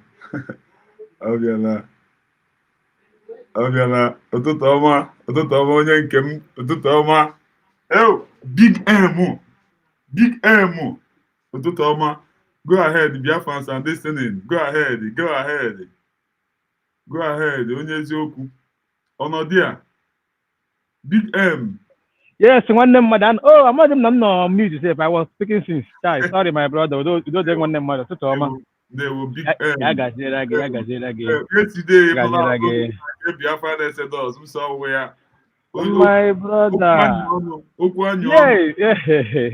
When I gonna try to make no name. I see make a lady resemo. Onye name ma. Ekele dịrị gị onye nwụrụ ọnwụ n'elobe ekele dịrị gị ngoja sorry my brother yeah oh, sorry ekwe oh ndị na-abata tata abaka mgbe m na-abaka but this morning I saw them when ịma na that story dị ebe socket yeah ana pass emepere eme maka biko gas stress mechere m oh come get us first mechie that thing okay okay. I'm going to go. Okay. I'm going to go. I go to the that Cherokee Saho. Cherokee, that thing I need to marry on. Yeah, I have card. Hey, my brother, when I'm speaking with my boss. I hear my brother. Without my brother, we have over here. On your name, ma. Every right now, when you do gino bechimo, I can let it every right now. Just one mother. When you do gino be, my brother, I can name gino to Toma, I got zeragi. Oh, quite happy one name Poronia. If we're quite happy, Poronia. My good people in the American Namono, my unique fellow Biafrans, in a comment section, add them short and we'll be in the battle room. Our first. I don't booze and Mirama. We don't know. My people in comment section, Yaga zero. Otutu, Nehi, Nabani, Bosse, Kim Bossuri, and Bosse are from Bosso. ihe ọjọọ agaghị akpọ unu ihu ka onye chiri dị mma ya zere ihe anyị ga-eri agaghị akọ anyị ihe karịkwa na ya agaghị abịakwute anyị mana nke anyị ga-akarị nke anyị ga-afụ udo dịrị mmadụ niile. We must continue to push. Efugonu, when it is your time, nwanne, even osisi ma mgbaja n'ọnụ ụzọ ga-agbara gị aka ebe.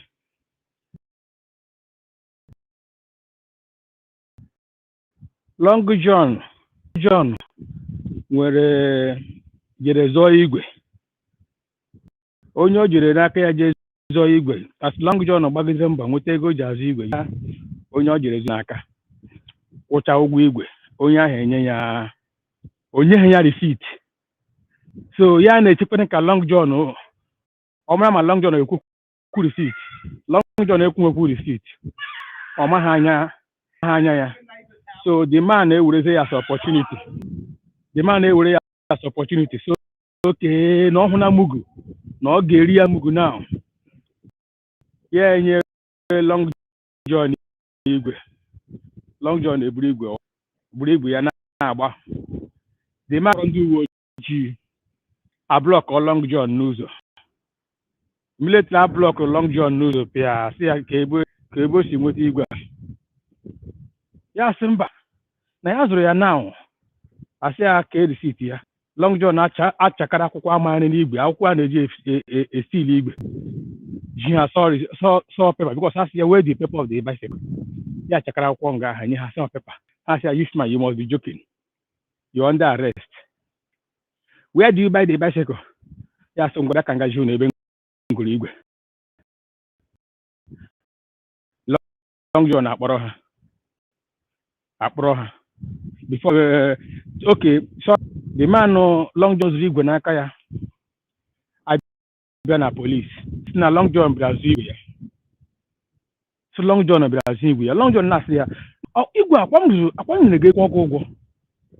Nwoke si ya ka ịkwanye receipt m nyere gị maka na onye gị igwe a ga-enye receipt. Long John na-agwa na onwekwa receipt o nyere, onweghị ihe nitin o nyere ya. A na-ekwu akwụkwọ igwe na-arụ ya. So polisi ewere Long John tokpuo na nga were igwe before a na-emerite nwoke si ebe ọ bịara zụ igwe n'aka gị ga-eji polisi mee arrest na o zuru igwe ezu na okporo ụzọ anyị na-agbara ya aka ebe. Poolu eletrik ga-agbara ya aka ebe maka ihe ndị achọ ihe nọcha ebe shop ya ebe ahụ. So no problem, ewere Long John kpakpuo na nga. Nwoke eburu igwe magoro igwe ya na-achị, o riele Long John mugu, zọrọ igwe na-aga n'ụzọ ka ọ nọ na-aga. Ihe ọhụrụ bụrụrụ moto si egbochi bizekile pịa gbe nwoke atọgbọ na road. Igwe agbụrụ ọsọ pụrụrụ ngaga gbakwuru poolu daga na poolu ebe ahụ. Polisi abịa ihe ahụ nwoke ma bụrụla igwe su ewo ya kwara na ihe ahụ nwoke ma kwuru agbarala aka ebe o lekwa igwe gara agbakwuru poolu. Nwoke kwa na moto akụgbuola ya na road. Ha sị mba n'aka Long John dị ụcha, aga na nga kpọpụta Long John si ya bụrụ igwe gị lawa n'ikpe ama gị. Mgbe ọbụla ihe ruru n'oge gị nwanne, ihe niile ga na-eme n'anya ya. Even that your worst enemy ga-abịa gba aka ebe maka banyere gị.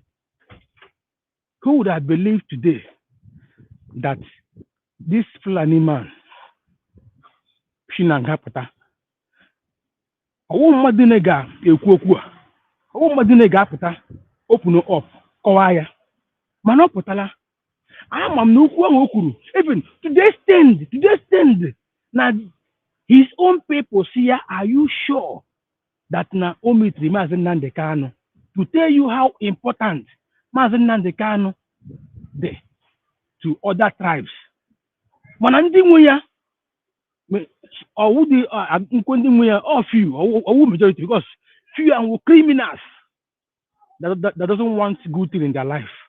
Ahụ ya n'anya ha na ụmụnne dị mana si ya, you are very lucky to meet Maazị Nnamdi Kanu. Dịkwa sure ya si ya hụrụ ya na si you are very lucky.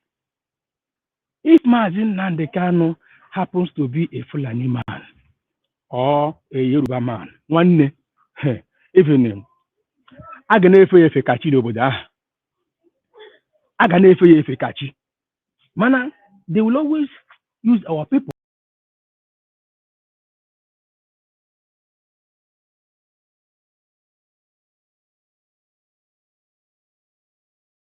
Triple M, okay, Left. Okay, on network. No, a room na one of our sites. My phone up on my phone up on my network. By then, Wi-Fi. Okay. So, my brother. So these people mara ihe for Nigeria. How mara ihe, they have to, release the Mazin Kano, and they had to Yanga. They can never jail him. Never. You know, when people shout, hey, Mazin Kano, why coming out now to release? You see, nigga jakagi. Nige jakagi defend ogi nka sekwana nka asin na why na ikwesihe jakagi na you are trying to spoil everything. These are enemies of him. Now, I want them as in the Kano. There's Rinaka Ojiaka ya defend onwe ya. And okundo okuge. The word you bring this matter, those lawyers are my hinda. The people they represent here, they are afraid to talk. Which is true.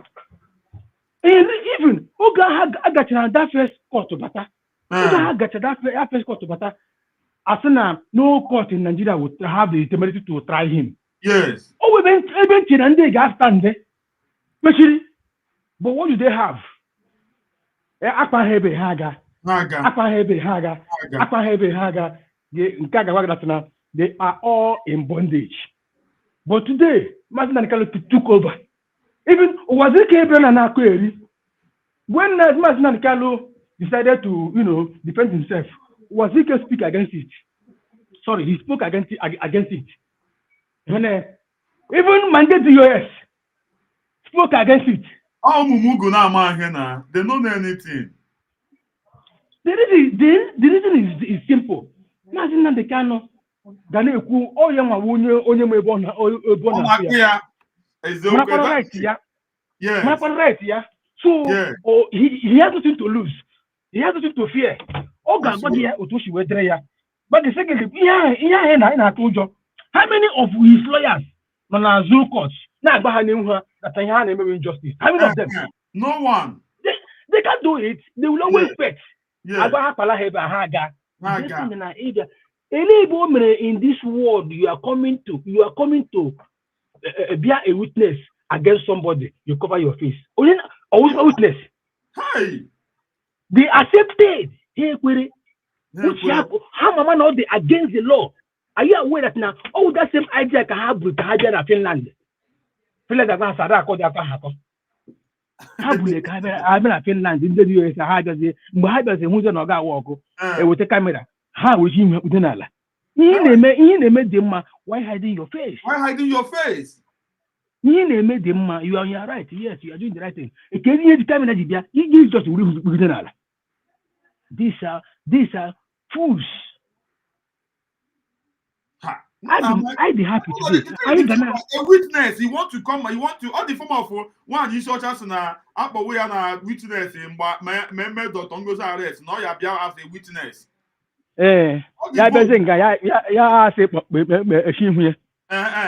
Imagine. So my brother, whatever thing I know, when he look we are sena Biafra, I get one don't want one day I allow. Believe me.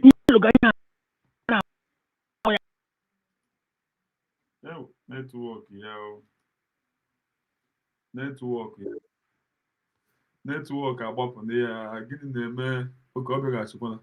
Anọ m echi m na site pụọ na network ka hapụkwa akwa nke phone m ka m na-use. So my brother, ihe nọ n'ime ya bụ our people They don't know. They still think that na ebe anyị nọ mgbe anyị na-eme ọ ga-eme ha aba m n'anya ọ ga-eme ha aba m n'anya mgbe Biafra ga-abịa agitation ha chekwara anyị ka na agitation amaghị na ya efere that level amaghị amaghị na ya efere ịma I won't blame anybody because this is the risk of long agitation. Yes. Because I was speaking with somebody.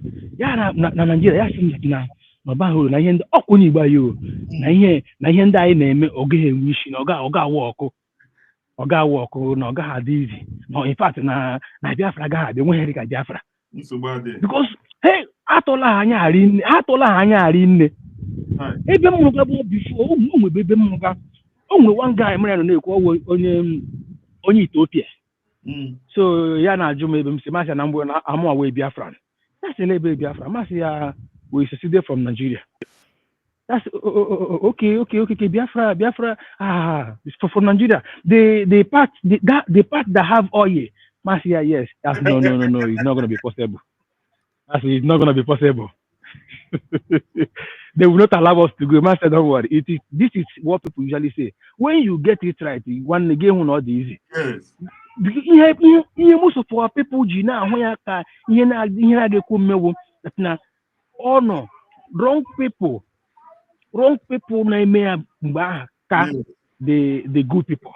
Yes. When the wrong people is higher than the good people, the good people with idea ha agbapụ ya ọ bụ na ile anya during the time of the Maazị Nnamdi Kanu, are you aware that good people tigisi ndị dị US agbapụ onye ahụ agaghị ebe president nso. I swear. Onye ọbụla good person bịa iji ego gị ihe niile ịbịa sị ha na-ekwe the way a ga-eji eme ha ga-enweta even ha agaghị ekwezi ka irute Maazị Nnamdi Kanu nso. Maazị Nnamdi Kanu notice it sense ya o ji hide Simon hide ya in total. O mee ka ha mata ya o hide Simon hide Diamond asị not an otu member nwanne wetin otu mgbe ha na-enecha otu member na nwanne elewe ka ije otu member ka ije were lead onu re ihe ha na-aṅụ sef ha ji ihe ha na-aṅụ destroy ga many things. Then abịa mgbe aha ha ṅụcha dị iyi ha na-emezi ihe na-adịghị mma ha sị gị cherekwa na ịṅụrụ iyi ebe anyị nọ ka ị ga-anọ ọwụ iyi ahụ sọ ha mebe ihe ọjọọ. My brother ihe nọ n'ime ya bụ anyị alabago ọ na-emekwu ekwusi ike Disemba anyị ga-eji ọṅụ ga-agba Disemba ka afọ a anyị ga-eji ọṅụ gbanụ Christmas ke 2025. Thank you, my brother. At this point, I yield. Dewo. Thank you so much. We are going. Ya me fuga here. Ka ha gbasara ga ọrụ mụ I dey see am say we are going. Afuga m ya na anyị alawala. Mụ I dey see.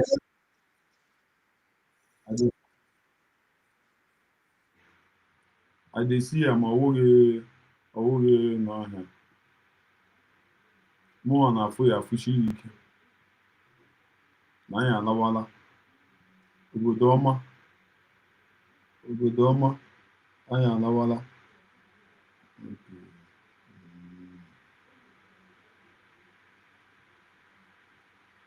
Anyị alawala.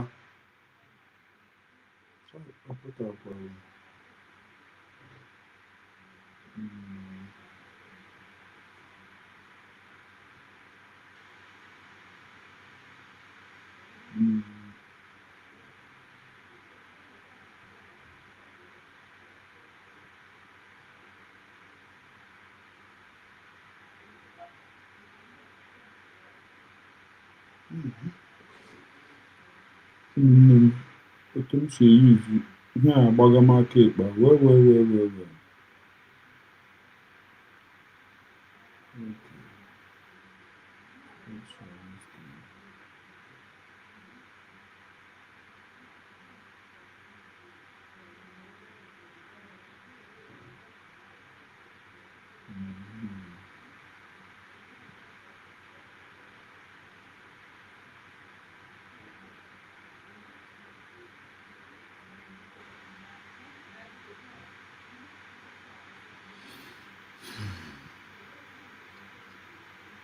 when the British came, they saw the light in Biafra. In Chineke, they saw it in Arochukwu. And they said that you have no history, as I told you before. And I want everybody to go to Google again, because we are lecturing today, and type in the word Sambation. I want to teach you something this very day that will shock even our enemies. Go to Google and you type in this word, please. Sambation. It's called Sambation. It's called the Sambation River. I give Elohim praise. Sambation River. Go, and as I'm reading it, I want you to be reading it, please. Sambation River. So you'll be shocked. I told you everything I tell you is gospel from heaven. I don't add anything of mine. As I'm giving the message from heaven, I give it to you. Let people make up the Biafran people. The whole of Biafra. Forget all these other names. The whole of Biafra. The Igbo people. And the house of God. And his nephews. Ephraim and Manasseh. Are you listening to me? There are the ancient Ndibo, the ancient people were there. The first wave of migrants came from Egypt. The second wave came from Samaria. 3 people. One came from Egypt, Sudan, Niger, Yoruba land into Igbo land. First wave, the house of God. The house of Ephraim and Manasseh came through Egypt, came through Djibouti, went through the upper lands of Ethiopia, came into the Afar region of Ethiopia, proceeded through the Central African Republic we know today, into Cameroons, and into Biafra land. The third and the final wave that came. 3 people make up the land of Biafra. Mazi Nweke ndewo, otela n'otu imere otela Mazi Nweke yusi otela long time. N'otu imere. 3. And when I say that Biafrans are Israelites or Hebrew, not all of it. I've told you this before, so there'll be no confusion. I want you to go and type in Sambation. Spell it S-A-M-B-A-T-I-O-N.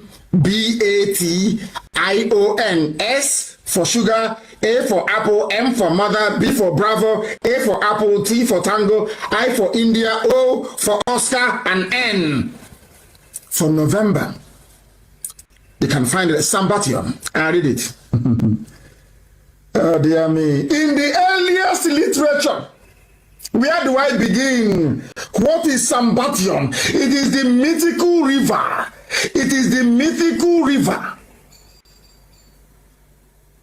Oh God in heaven. A river of stone.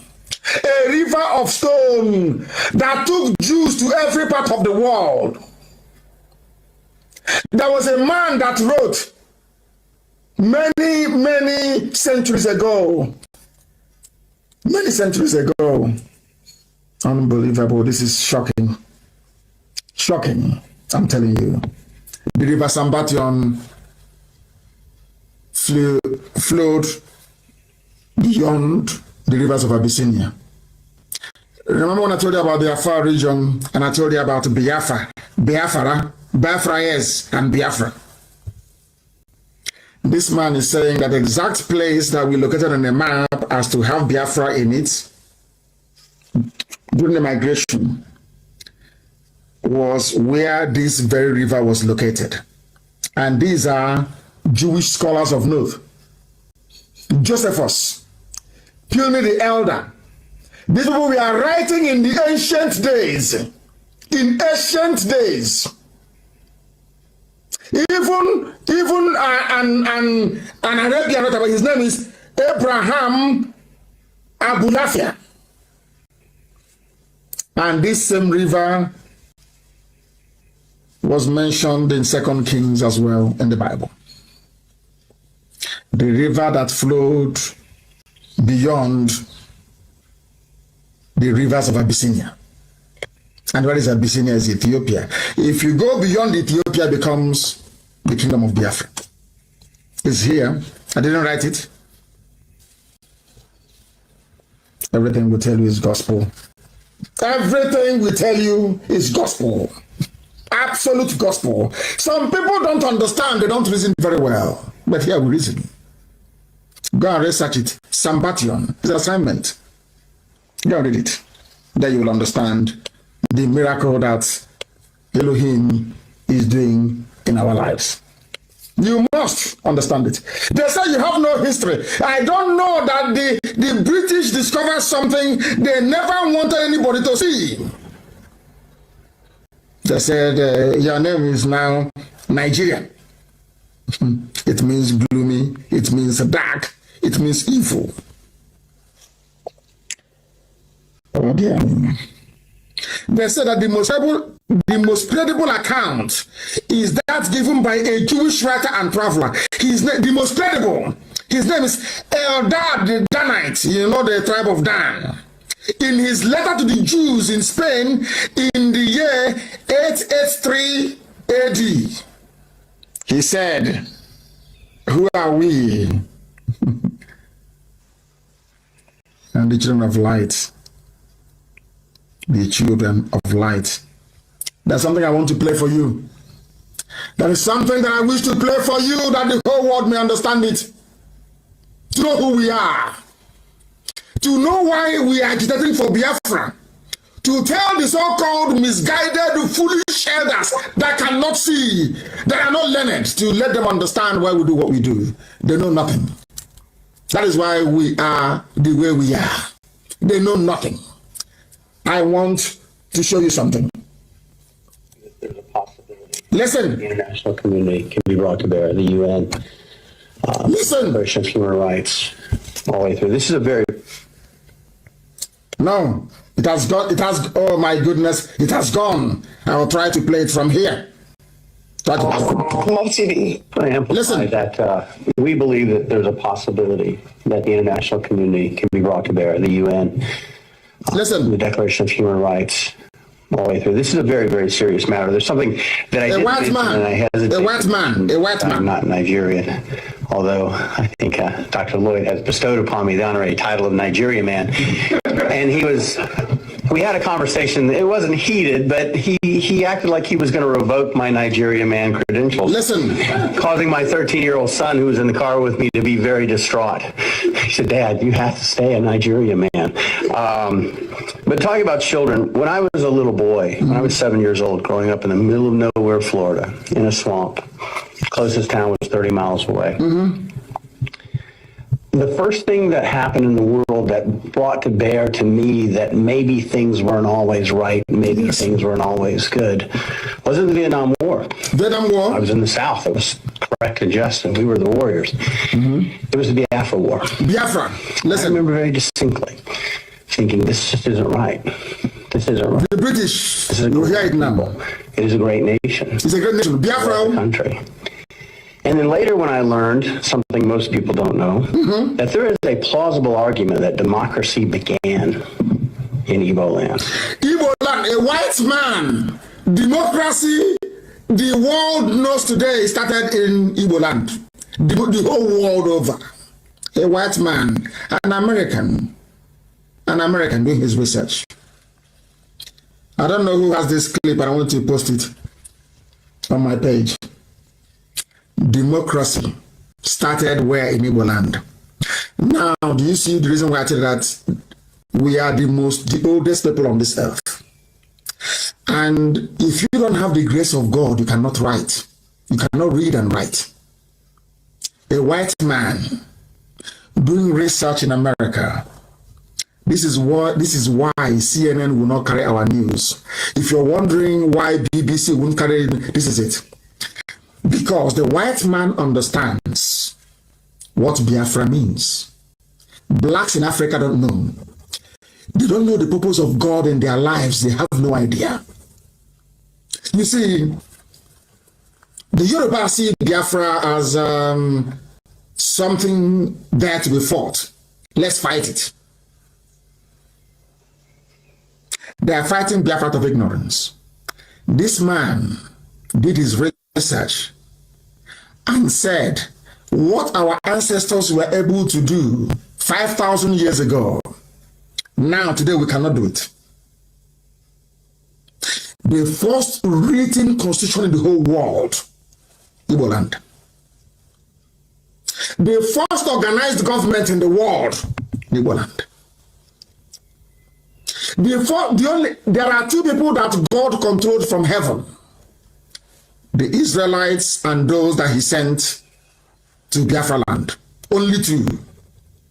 The Israelites revolted and said, give us a king so we can be like other nations. And Chukwu Okike Abiama gave them Saul. Do you know the funniest thing? The Igbo race never asked for a king. Instead, they named their children Chibueze, that God is king. That is why if you come out in Biafra land in those days, I say Igbo land as an example because they're the ones maintaining it. And you say to somebody you're a king, they'll tell you to go and be a king to your wife and your children. Igbo and I beg it. Now you understand how special we are. Now you understand why I fight for Biafra to be free. And I want my Yoruba brethren to understand, once Biafra is free, you're also very free. You'll be very rich, I assure you. Because it's a blessing from God in heaven, not man. And this is what the British never wanted you to know. They don't want you to know this, never. Because they want us to be saying it. And being a black man from Africa, if you're saying it, people won't believe you. The British saw this. That was why they said we must amalgamate them. They found Nnamdi Azikiwe, and Nnamdi Azikiwe was a willing tool of the devil. And he agreed. Mazen Bono Jike wanted him. He said no. I'll play it again so you hear how special you are. I want you to understand how special. Some of you don't know why we fight for Biafra. This is the reason why. We are the oldest of the oldest, the very ancient people. When I tell you that Igbo language is what they're speaking in heaven, you're doubting me. That is what they speak in heaven. The angels address God Almighty in Igbo language. This is the reason why the oldest civilization on this earth, Igbo land, the center of the whole world. Let's listen to this man once again. I'm excited about it. Right. Listen. This is a great people. Great nation. Great nation. There was a country. That was a country. And then later when I learned something most people don't know. Most people don't know this. There is a plausible argument that democracy began in Igbo land. Democracy. The very first written constitution on this planet was written by the Igbo people. The Igbo wrote the first constitution. But Europeans don't want the world to know. Because they are wondering, if that is the case, why did God put people in Africa? That's so backwards. And I'm saying to them, God sent us to Africa to bring light into Africa. That's our job. In here, Chineke, in our villages, in here, which means light, is in Anambra, it's everywhere you go to. Do you now see who we are?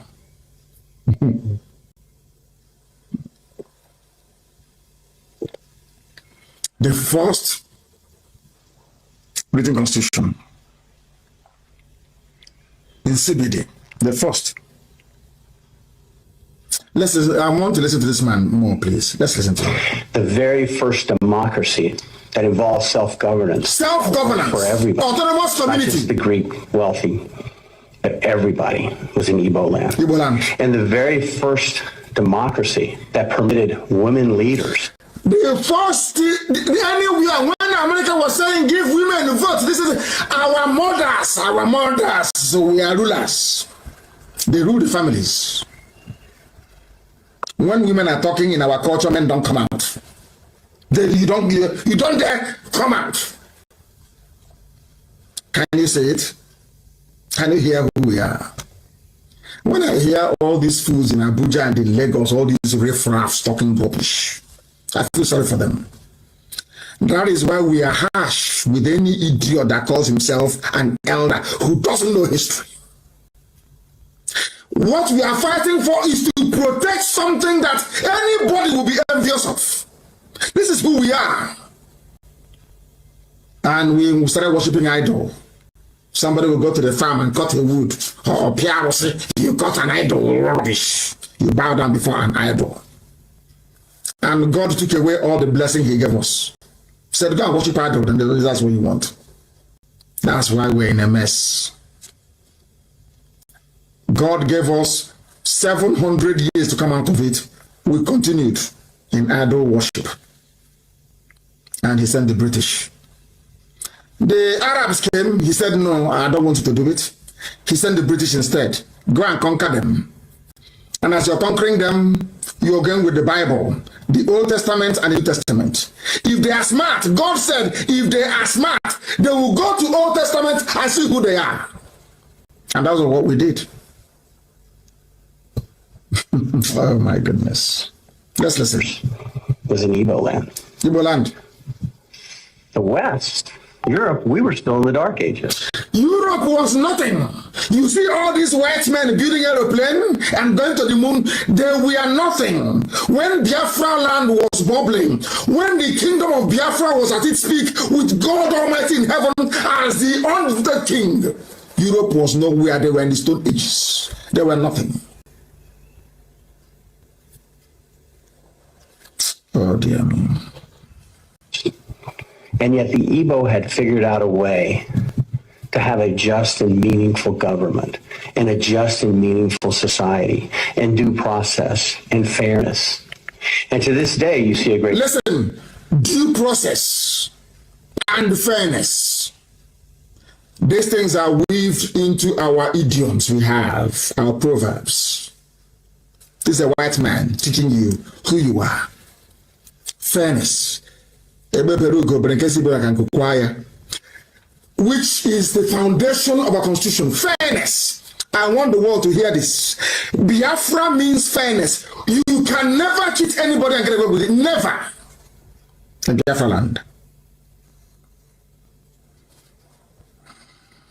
Oh God in heaven.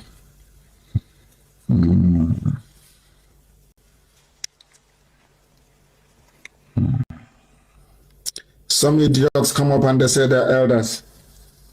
They know nothing. They are promoting one Nigeria, bringing the curse of God upon them and on their children. They know nothing. God said you cannot go into Nigeria, not a Nigerian. I asked the British to come to show you who you are, that you may return to me, that I may reestablish my kingdom. Before I researched and I found it, I used to tell you that Biafra is the kingdom of heaven on this earth. I told you that before. Before I did research and I discovered it. And I've shown it to you. Actually, it's on my page. Go to scroll down, you will see it. Kingdom of Biafra is there written, which means that the name would have come from anywhere else, apart from the people that they gave it to.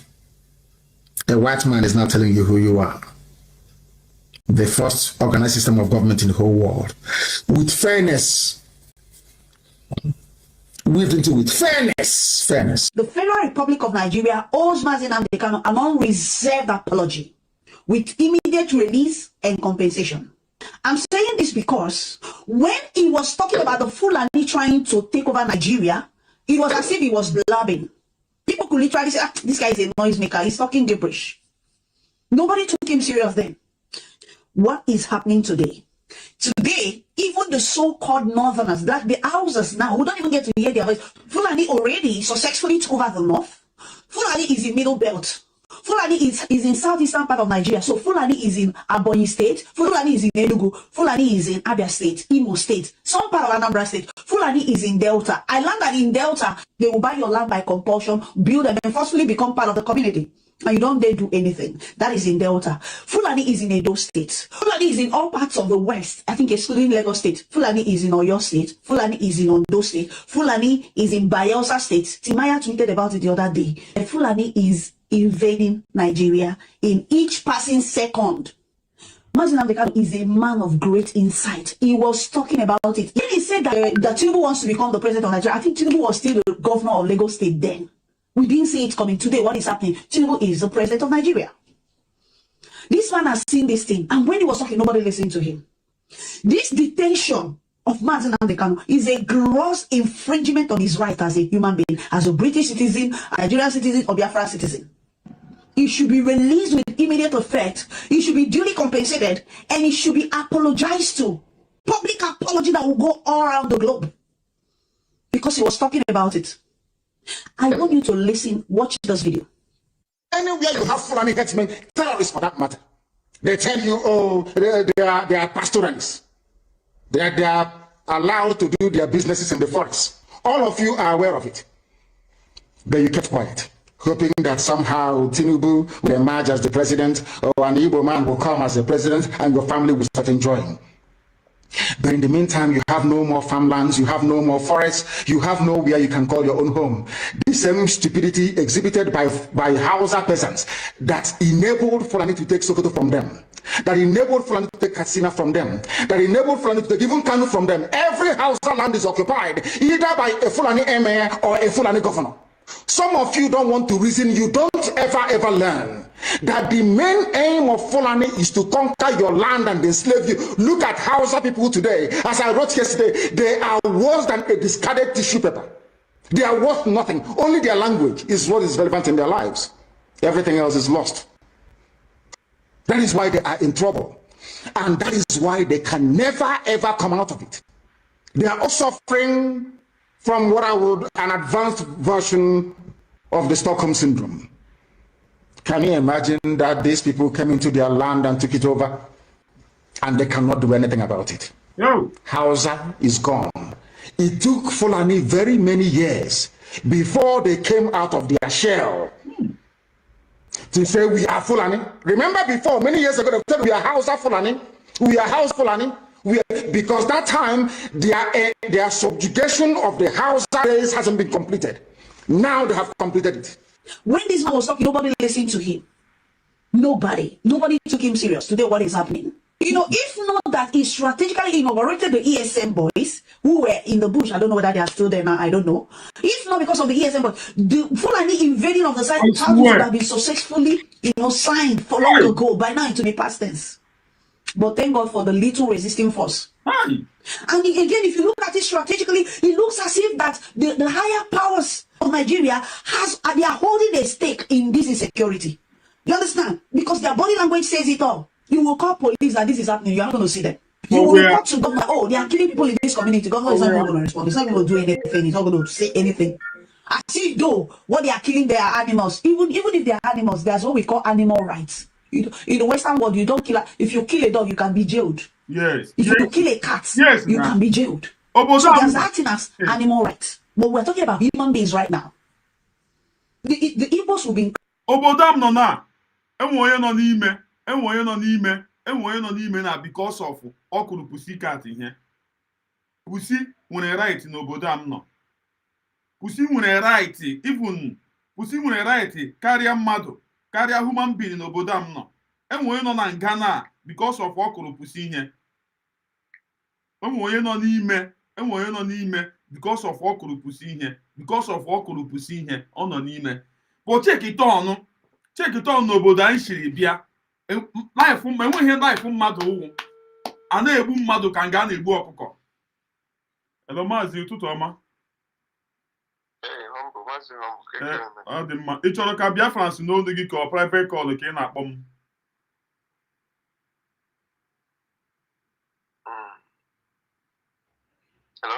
Ndewo. Ị chọrọ ka Biafra si n'olu gị ka ọ private call ka ị kpọga m? Hello Maazị. Hello. Ọ bụ naanị ihe m na-ekwu? Ị chọrọ ka Biafra si n'olu gị ka private call ka ị kpọga m? Okay, anọ m live mmecha ka m kpọọ gị nnọọ. Ndewo. Okay. Unu furu ya? Obodo ọjọọ evil country kpọkọ zoo. Life human being doesn't matter. Crying, shouting, insurgency, insecurity. Nobody said anything. I swear. Okay, now it's now touching outskirts of Igbo land somehow, you know? When they are killing people, maiming lives, raping women in the bush, report it to the government, you are not going to hear anything. Nothing is going to happen. But just hear that the one cow. It's in Nigeria that a cow is priced higher above human. Oh! Just one cow. If you hear that one cow is down, then there's going to be a riot. Before I even talk about one Fulani is down. Federal government of Nigeria owes Mazi Nnamdi Kanu an unreserved apology. Sorry. That is what I know. Mazi Nnamdi Kanu is a hero. His face to appear on one of the currencies. Yes, maybe today or tomorrow or later. But his face to show is a true hero. Thank you for engaging with my videos. Thank you. Ụmụnne m, chai. Unu ahụ ya. Onye ọbụla afụrụ Maazị Nnamdi Kanu biko kpụpụrụ n'okpu. Have it in mind, we are going home soon. Afụna m ya. Anyị na-ala anyị nwe mmeri. Ekele m ụmụ Chineke na asị m ụbọchị taa mara unu mma. Chukwu Okike Abiama gozie unu gba unu mee ka emesịa nụ. Ka anyị gaa prepare ya for fundraising today.